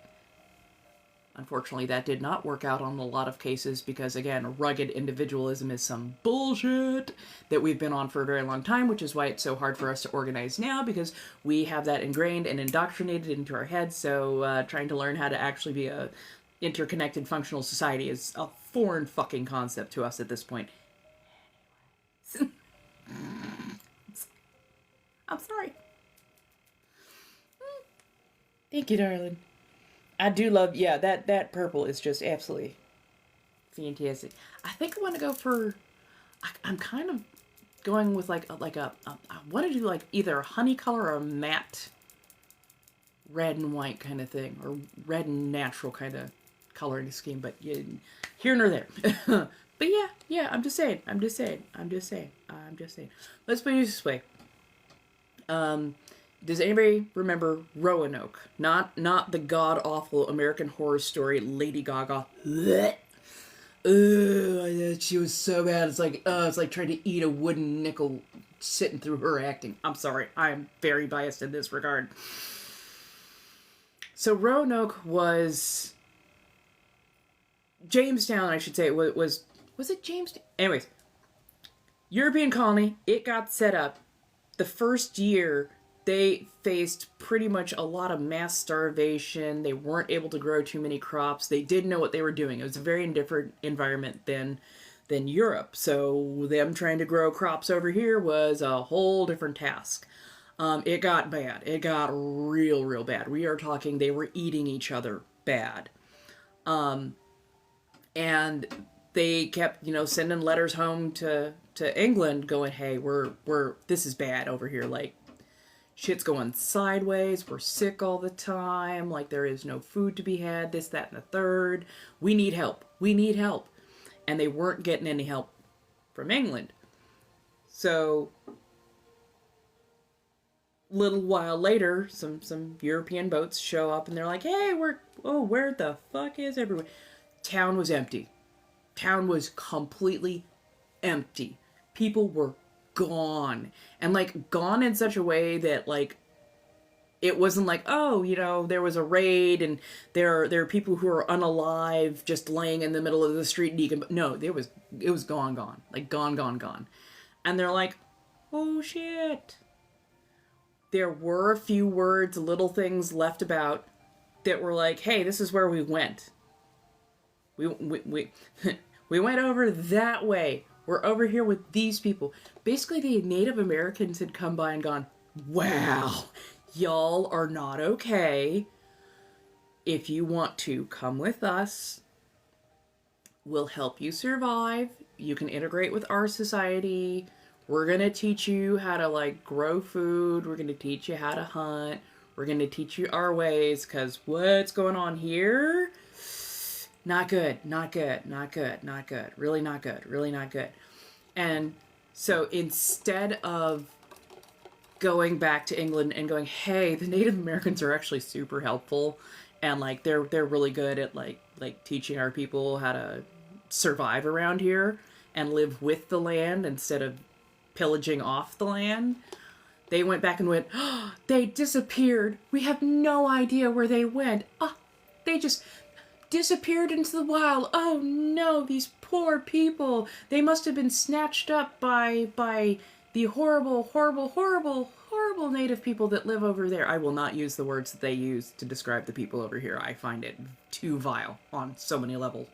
But yeah, like, they basically lied for the next several hundred years as to where the people went. They just disappeared into nothing. If they disappeared into nothing, why are we seeing now Native American people who look very, very fair-skinned with gray or blue eyes and blondish-colored hair or lighter-colored hair? It's because they had integrated into the society. It's because they had learned to live with the Native American societies that were around there. It's because many of them actually started intermarrying with the native people and actually adopting their culture because it was a culture that actually worked well with the land and taught things like, oh, I don't know, gentle grace, working together, having community, instead of rugged individualism, which was literally unaliving multiple European town sets constantly. I'm just saying. I'm just saying.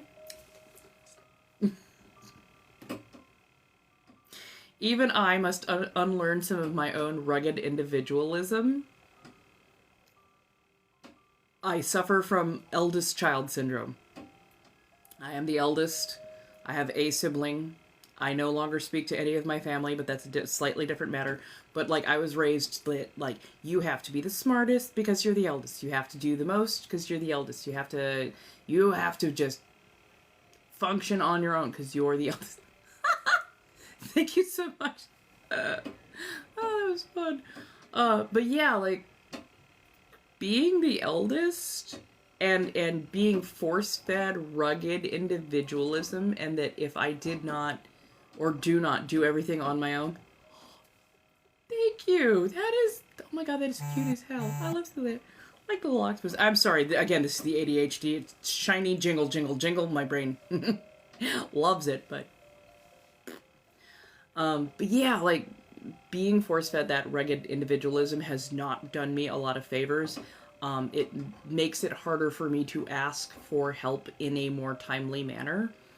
And it makes it harder for me to receive help. Because I keep getting it in my head that there are other people who need it more. And it's like, I'm gonna hold my own hand when I say this. I need help. I need help. I know that I need help. And I need help so that I'm not constantly overstressing my system. Because I know when I have more than enough money, when I have more than enough resources to take care of what I need to take care of, I know that everything that I have that is extra, I love to be able to, like, give that to other people because, well, I've got more than enough resources. Why wouldn't I share? Why wouldn't I give some of those resources to somebody else who needs more resources? This is like, my bills are paid, my rent is paid, my car is functional, like, oh, this person's a couple dollars short on, like, breakfast. Okay, cool. Let me pay for your breakfast. Like, and I've had people straight up look at me like I've lost my damn mind when I, like, paid for their breakfast, paid for their lunch, paid for some of their groceries when I had extra. I'm just like, they're like, but I'm like, no, you're not, you don't owe me anything. I'm not asking for anything back. I don't need any of your, like, information or anything. Like, if you're gonna do something, just, pay it back to somebody else. But, like, you're in need. It's only a couple of bucks. I'm covering a couple of bucks because I have it right now. So yeah, just don't worry. Just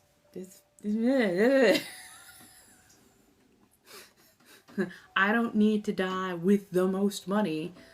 I want to live comfortably, and I want those around me to live comfortably, which is probably why I do not understand. And when we say, by the way, when we say something like eat the rich, we're not talking about millionaires. We're not talking about people who've got a couple million, maybe even like tens of millions. Not talking about you. Not talking. We're talking about people who are hoarding so much wealth that you physically could not spend it all in a lifetime. In fact, you physically couldn't spend it all in several lifetimes. That hoarding does no good. That hoarding actively hurts society at large and causes artificial scarcity. And that artificial scarcity ends up harming people. It is not right that one person can harm millions by creating artificial scarcity that makes it harder for those who do not have to even exist. Which is why money is fucking fake. And we need to find a better system, much like Orville and Star Trek presented. I'm just saying. I say, sipping an iced coffee drink.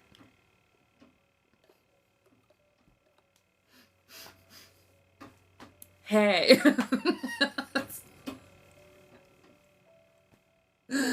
Ah! So yeah, no, this is how my brain works, and yeah. I just want a society that is the society that I was promised growing up. And so far, I have not seen it come to fruition whatsoever. And quite often, that is a function of a controlling upper class that needs to micromanage every bit of your life in order to maintain their undeserved position. Just saying.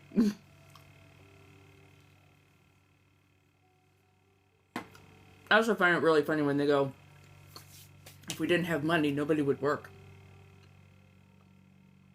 What?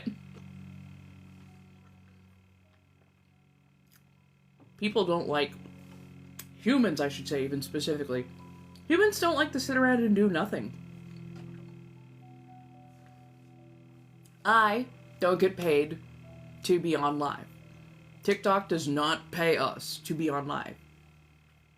People still show up to go live anyways. And not always with the, I have to go live in order to make money, in order to... No.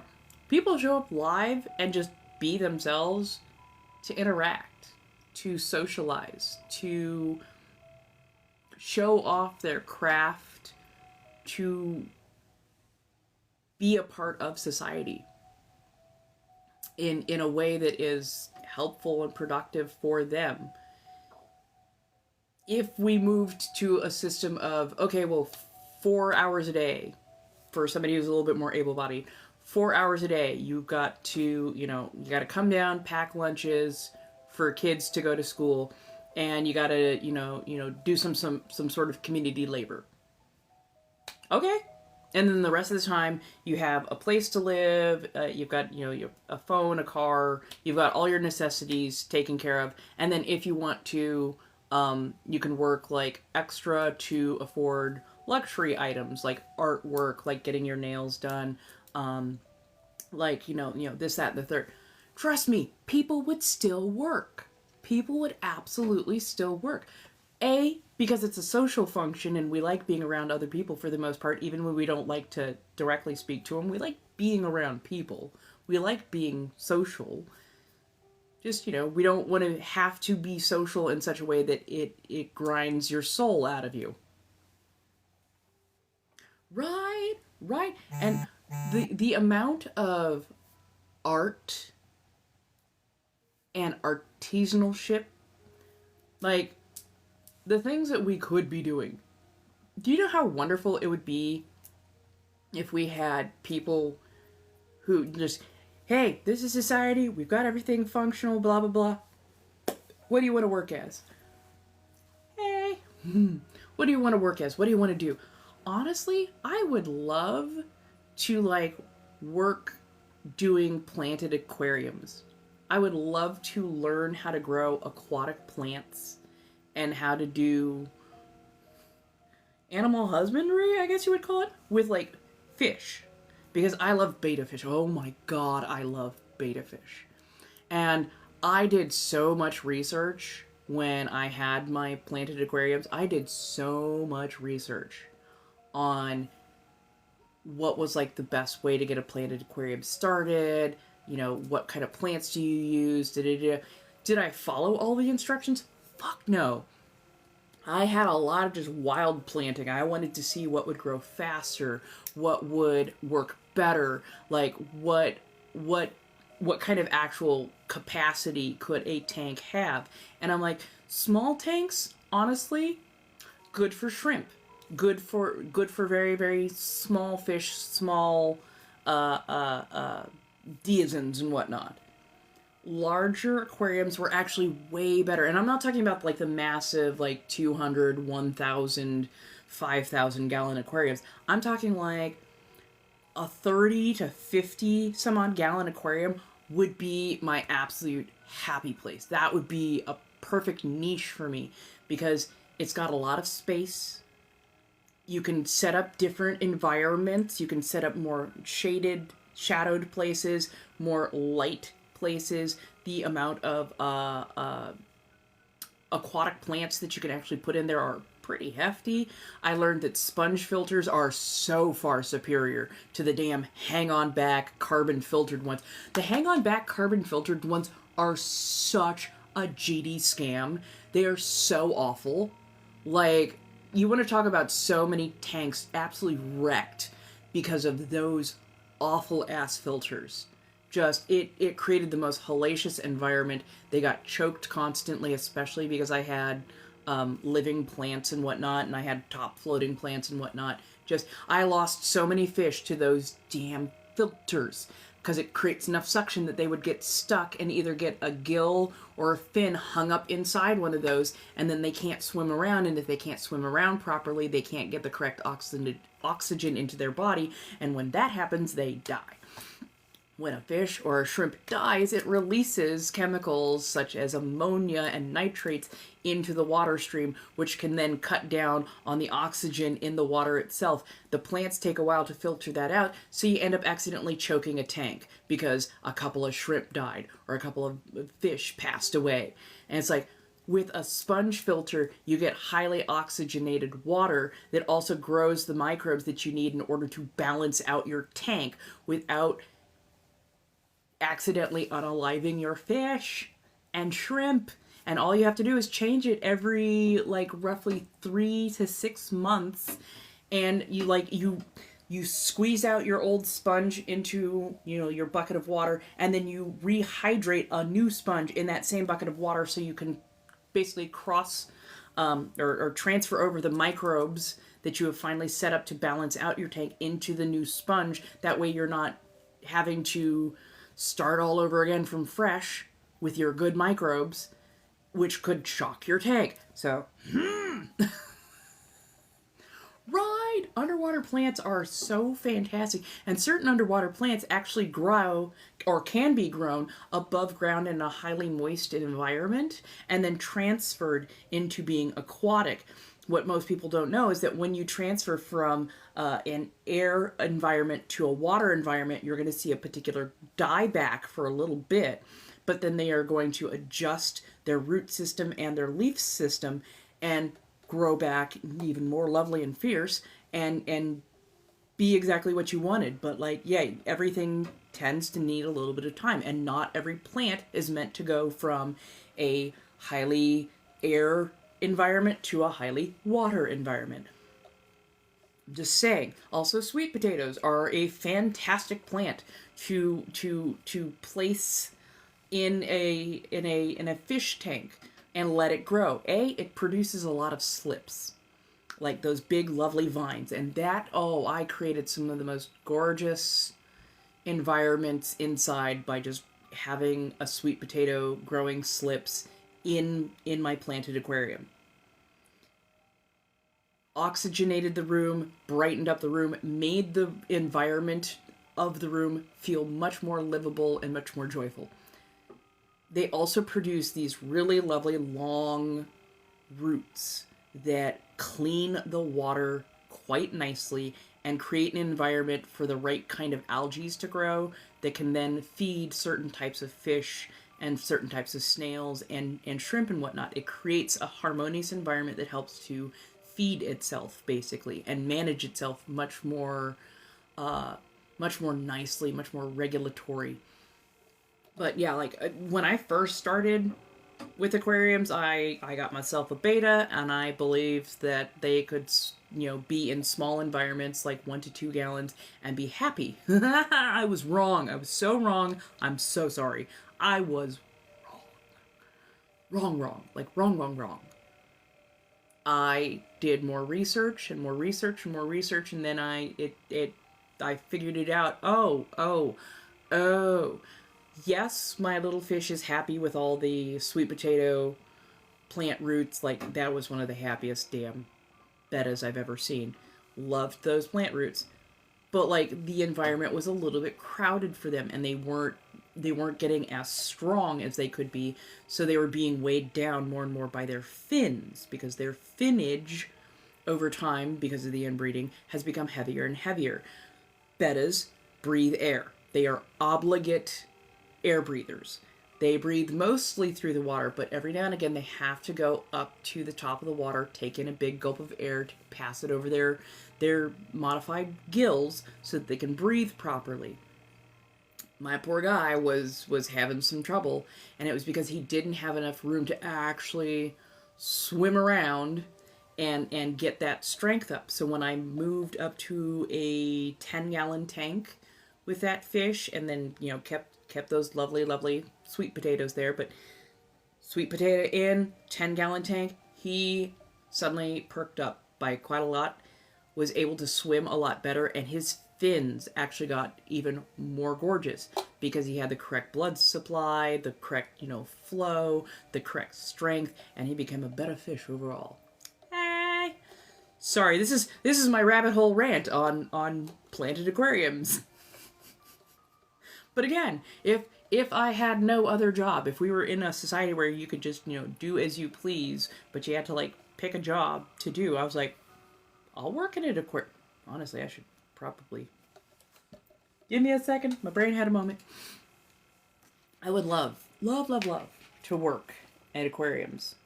Because I loved just working with the plants and figuring out the best way to have a tank flourish. Because here's the other thing is, a good tank will also kind of feed the environment around it, not only in its beauty, but it adds to the environment. It helps get the air to the correct humidity. It puts out more oxygen. It's a benefit to the person, to the room, to the environment around it. It gave me something to do that I really liked. Not to mention, you can put so many fish in with a betta. A betta does not have to be alone. A betta does not have to be just by itself. That is a very much a misnomer. You can't put male bettas together because they're fighting for space and they are territorial in that particular regard. But female bettas can be put together in sorority tanks. You just have to kind of keep an eye on them because they will try and create a social structure, and it's a bit bitey at times. I give it that. But like, if you have the right bettas all together, they can form a really lovely sorority tank. But even past that, you can put other fish in with the betta. I had guppies. Sometimes I got the guppies a little confused with being young bettas, so they were... You can have rasboas, but rasboas can be a little bit... Rasboas and barbs can be a little bit bitey, and sometimes they will nip at finnage. But like, if you get the right mix of fish, I like the Dianos. Ooh, what was the other little... They were kind of stripy and lovely. Tetras. Oh my god, yes. So Dianos and Tetras were really good companions to the bettas. They're fast. They're a little bit squirrely. They definitely need their own little small school. But they are so chill.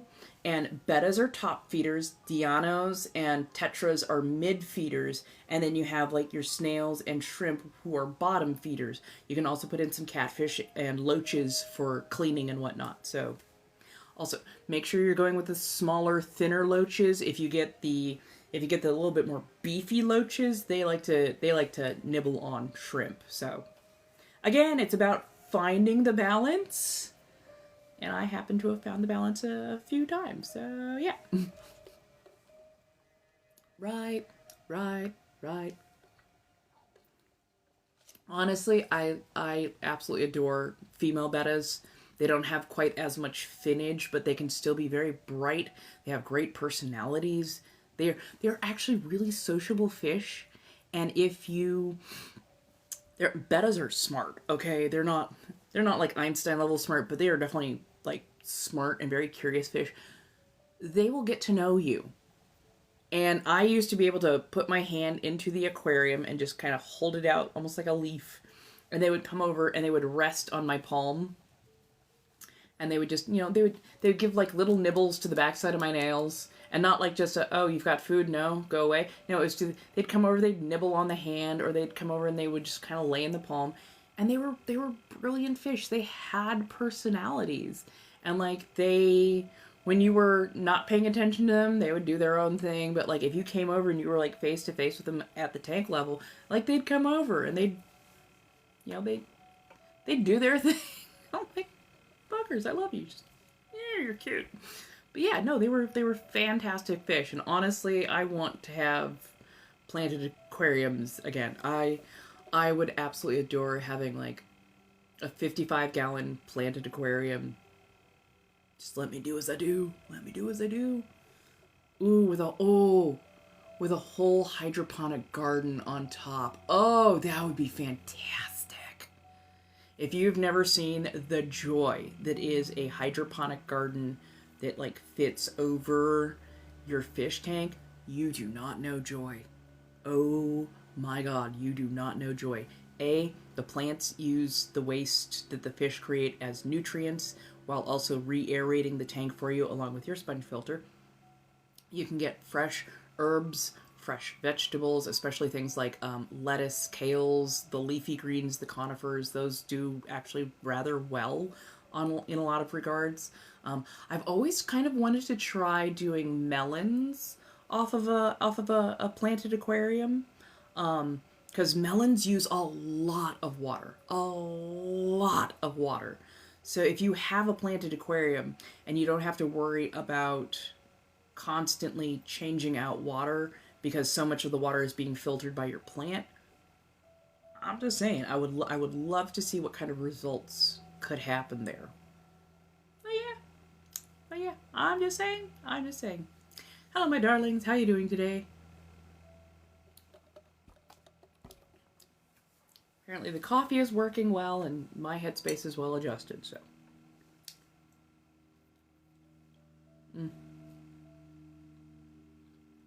Maple bacon. Maple bacon apparently is working for me.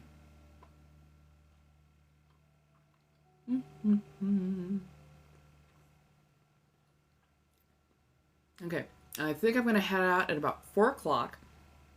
And I'm going to go grab that, the range extender. I think the one that I'm looking at is about $50 overall. But hopefully that should help stabilize the signal, because not being able to use my Wi-Fi is not fun. Not fun. But how's everybody doing overall?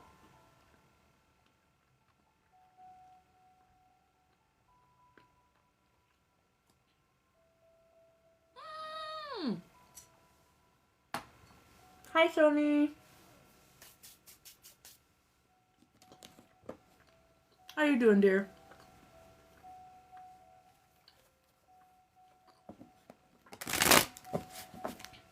Hello. How are you?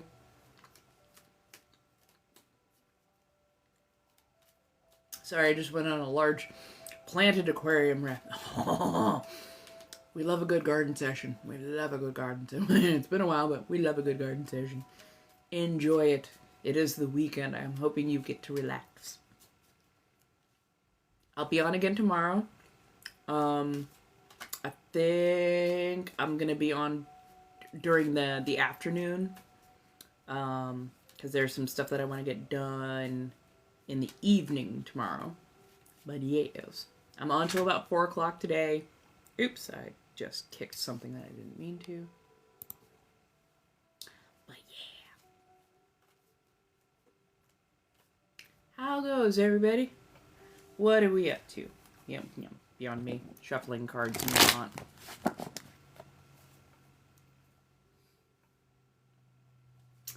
Well, if he insists.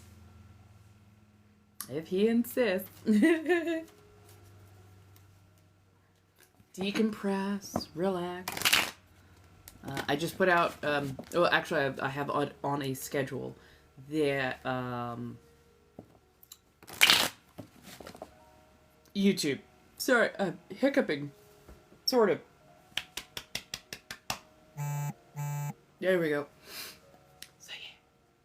Right. It's like, threaten me with a good time. Okay, I guess.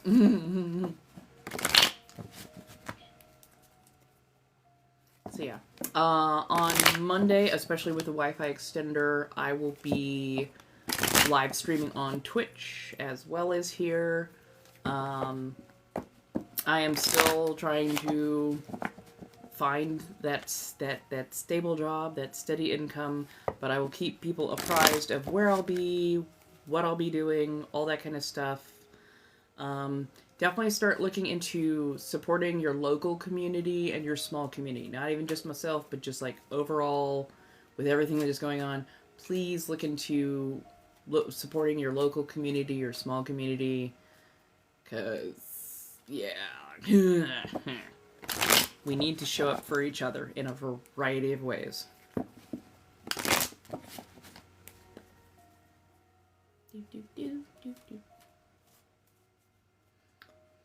Actually really liking this lo-fi is nice. Lost melodies of a gothic hall, sounds of broken past. Dark academia music for studying and reading. I'm still trying to decide if I want to be on later or if I need to be like present over on some of my verified sites. So there's a good chance that I'll be over on my verified sites later on. We shall see. Honestly, I kind of wanna be on Twitch a bit today as well, because they're allowed to be. Yeah. Right. I think, like, yesterday I was on last night on the verified sites, and then I was on today on some of the verified sites, and just the vibe was super off. The vibe was not it. The vibe was super duper not it. I was just like, you know what? Yeah, no, I need to adjust my head. And so that's why I came over here to adjust my headspace, because I know that even with a smaller audience than I'm used to, like, I know that some of my regulars are going to show up, and we're going to be able to banter, and I'm going to be able to get my headspace to where it needs to be, which makes me happy. So, yeah, thank you all. Right, it really is. It really, really is. And I'm just like,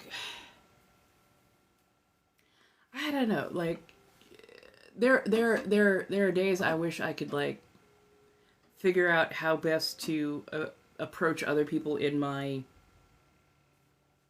verified community. Mostly because they've been doing it a lot longer, and I wish I had the money to, like, hand to them and just go, can you take a look at everything that I've posted up, my profiles and whatnot, like, and like maybe watch a live stream or two and just, like, tell me what am I doing, not so much wrong, but, like, tell me where I can strengthen what I'm doing, tell me what I can do better, or what am I missing? Am I missing like a particular etiquette, or am I missing a particular something or other that is not helping me? Because here I have a very heavily female, femme, AFAB audience. But over on the verified sites, I know that I have to play more towards a male-heavy population. And that is a very different audience. So sometimes I don't think I'm always quite getting across correctly. I don't trust agencies as far as I can throw them, because a lot of agencies are predatory. And those agencies, especially for, like, verified sites and whatnot, those agencies can be very much not good. There have been a number of them that will just go ahead and take your content and put it wherever, whatever, and then, like, speak for you, and that can cause some issues. That can cause a lot of issues. So a lot of the verified workers that I associate with, heavy proponent for decriminalization, decarceration, and for being independent, with the ability to, a lot of us would like to be able to unionize with each other rather than having to go through agencies, because agencies also take a huge chunk, and several of them have been known to not give the workers their due, not give their workers their what they have earned. So yeah, I'm like, yeah, no, thank you. No, no, no, no, no.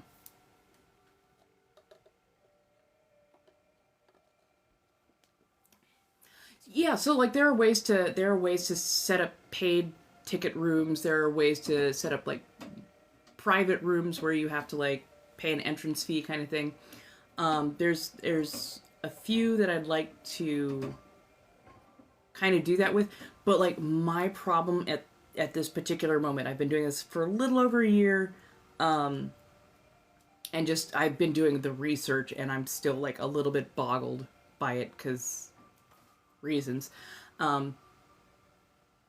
Growing the audience. I have been finding growing the audience, especially an audience that is willing to pay the subscription fee. Like I can grow followers decently well. I'm getting better at that. I'm using the SEOs now. I'm getting better at a lot of things, as well as, you know, how I present myself. But like getting a paid audience seems to be incredibly difficult for me. And I'm like, is it the way I am speaking? Is it the way I am presenting my profile? Because it is kind of wordy. Like, honestly, if we have anybody over here who is decent at those things, I am willing to honestly take some critique. I'm just so not used to having to, let's say, dumb myself down for a male populace, or for a male audience, I should say. So I think sometimes I might be going a little too highbrow, and when you're looking for a particular thing, you're just like, I just need you to grunt it out. This is what you do. Okay, cool. Like, maybe I'm just like, you know, going over heads, as it were. You don't have to pay to promote. You list. A lot of the marketing is on you. You've got to disseminate where you're going to be, what you're going to be, what you do, all that kind of stuff on the different platforms and whatnot.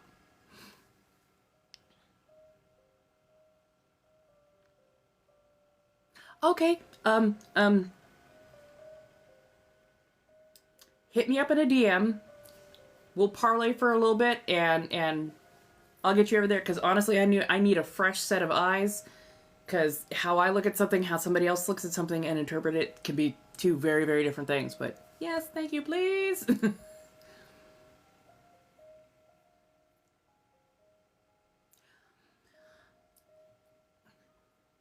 Yes and no. Yes and no. Hey. The sapphic audience is much, much smaller. And apparently I come off as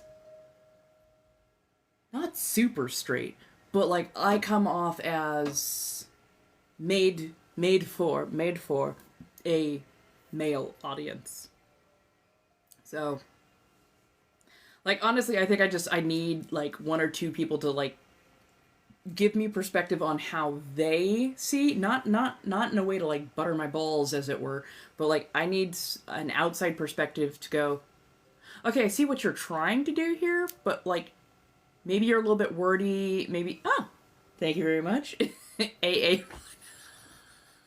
I'm sorry, I love your name. I love your friggin' name. Oh my god. I'm sorry, that's a Key and Peele joke right there. I frickin' love it. Ah. And I'm hanging in there today. I'm about to go out and get myself a signal booster so that we've got a little bit steadier connection next time around. Thank you, by the way. Thank you. But yeah, no, sometimes I need an outside perspective because, again, I'm ADHD and I always feel like I am better with context. I am better if I explain myself more. And maybe that is the problem, is I have over-explained myself instead of like presented myself in a way that is digestible for people who have a little bit lower blood flow, if you know what I mean. Hello, hello. Apparently 71% of my audience is female here. 25% or so male, and then like 4% other. I'm like, that is an interesting balance right there. I don't know what I thought I was going to expect, but find it interesting. I would love to have one.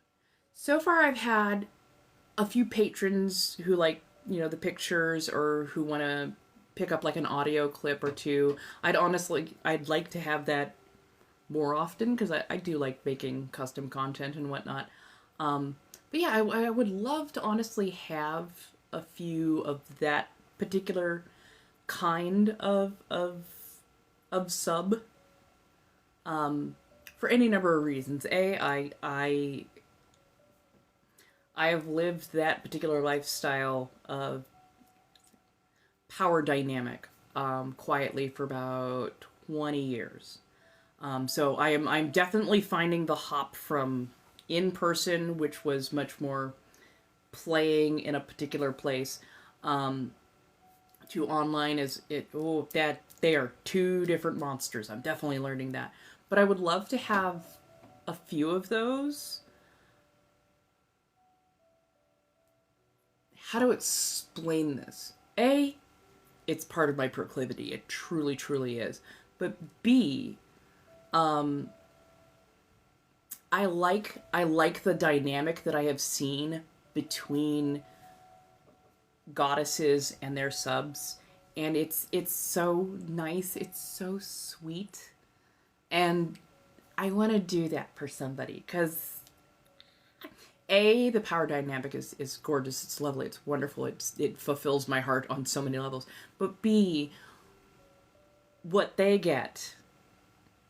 And no, I'm not talking about, what they get. No, I'm talking about what they get out of it as their proclivity. It's so lovely to watch because you can, like some of them, you could really see that they're just so happy to be providing. And I love that. And I think that's maybe why I've been a little bit more irritable lately.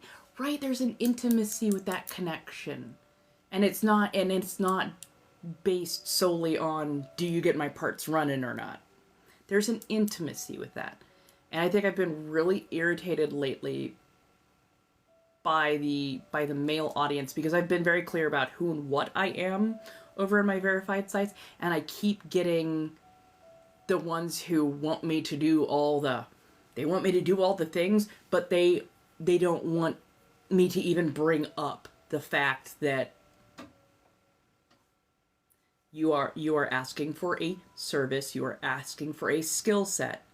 You're going to need to provide for the time. You're going to need to provide for said expertise. Well, but I can't, Then why are you talking to me? Why are you talking to me about all these things that you want to do, all these things that you want me to do, when you aren't providing for my time? Why do you want me to tailor, even verbally, a story or an experience for you when you are not willing to value my time even at basic. Like, you want to spend hours chewing my ear off about all the nasty things that you want to do and all the nasty things you want me to do to you, but you don't want to provide so that I can have the setup, the space, the props, the food, the shelter, the internet even, so that I can provide said things. Like, it's a service. We are providing services. And they get upset when I point those things. Oh, well, you haven't even shown me your... And I'm like, because you haven't paid for them. You haven't paid for those services. You haven't offered anything of it. You have not shown that you will provide anything other than you get your happy and then you roll over and fall asleep and I've got cleanup to do. And that's it. On a digital scale. Like, you would at least provide for a person as a first date. Why do you think you can just approach me for your happiness and literally provide absolutely nothing for it and then get mad when I point out that you haven't paid for services? I'm not going to tailor a story for you if you have not paid me to be the storyteller. Well, I don't know any of your work. Hey, I've got an entire page that you could have already gone through, looked for the material that is for the public, because I've put some out there. You have not looked at my menu, you haven't read the rules, like nothing. And I get it, I'm a little bit quiet, I'm a little bit more introverted, I need to be more forward and this is why I need to put myself out to a larger audience per se, or just be louder for the audience so they can hear me in the back. But yeah, it's just like, right, oh my god, that, oh, I don't know why that clicked in my head so well when yes, that's it. Can I have free art? No, bitch, no, you can't. No, I'm not gonna paint you the Mona Lisa when all you're doing is moaning on the floor about how you have to pay for anything. Like, damn, dude, you haven't even paid, like, the subscription fee. And my subscription fee is very reasonable. Very reasonable. Like, I have a menu up so you know that you can ask for custom content and what custom content I offer versus what custom content I do not. Because there are definitely some types of art I do not offer. And I'm very upfront about that. I'm like, I don't do this kind of art, I don't do this kind of art, I don't do this kind of art. They are a no-go with me. And yet, people come in and try and, hey, have you ever... A, you put no coin in my coffer, I'm not obligated to answer. But B, did you not read my rules from a menu at all? Because you would have already known that no, I don't provide that kind of art. That is not the kind of thing I do. So, like, what the fuck? I'm just saying. But honestly, if a bunch of sapphics showed up tomorrow and went, "Hi, we want to be your new patrons. Do you cater to..." Yes, gender has never been a problem. You want to do the thing, I will absolutely provide the experience for you. I appreciate you asking. Now, my lovely darlings, how shall we proceed? And that's the thing is, I'm, oh, thank you very much. I am used to meeting people in person at play spaces. And you actually have to have a conversation before you play. Because you need to know what are the words that mean, yeah, we gotta stop now. The red light, green light system, basically. You need to know what everybody's into, what kind of art they like to participate in. You know, do they like to be the painter? Do they like to be the canvas? Like, there's a whole discussion about a whole lot of things first before you get the painter, before you get the artist. So I do tend to have a bit of a customer service, sweet personality, you know, first, because we haven't discussed the limits of the art. We have not discussed how we like to be painted, if we like to be painted, what kind of things need to be painted. Like, we haven't discussed anything. Therefore, if you stepped in and I just assumed, oh, well, you like heavy brush strokes, and you like me to mutter and mumble and yell at you while I'm painting, and you're actually just you would much rather just like, I just like to sit in the corner and watch as other people paint. Like that's what I like. Oh, then clearly I would have stepped over a line if I'm just like, oh well, you stepped into the room, you must want to be the canvas. No, I just want to be in the audience.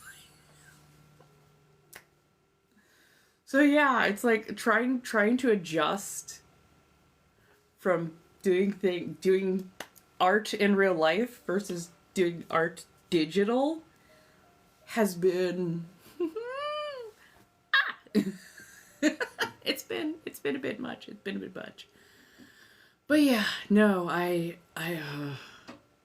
right about now I just like some patrons to show up and or help give me better perspective so that I can tailor the art experience in a way that makes more sense to people and so that they could get a feel for who I am as an artist without being overwhelmed by the Russian novel worth of information that I sometimes put out.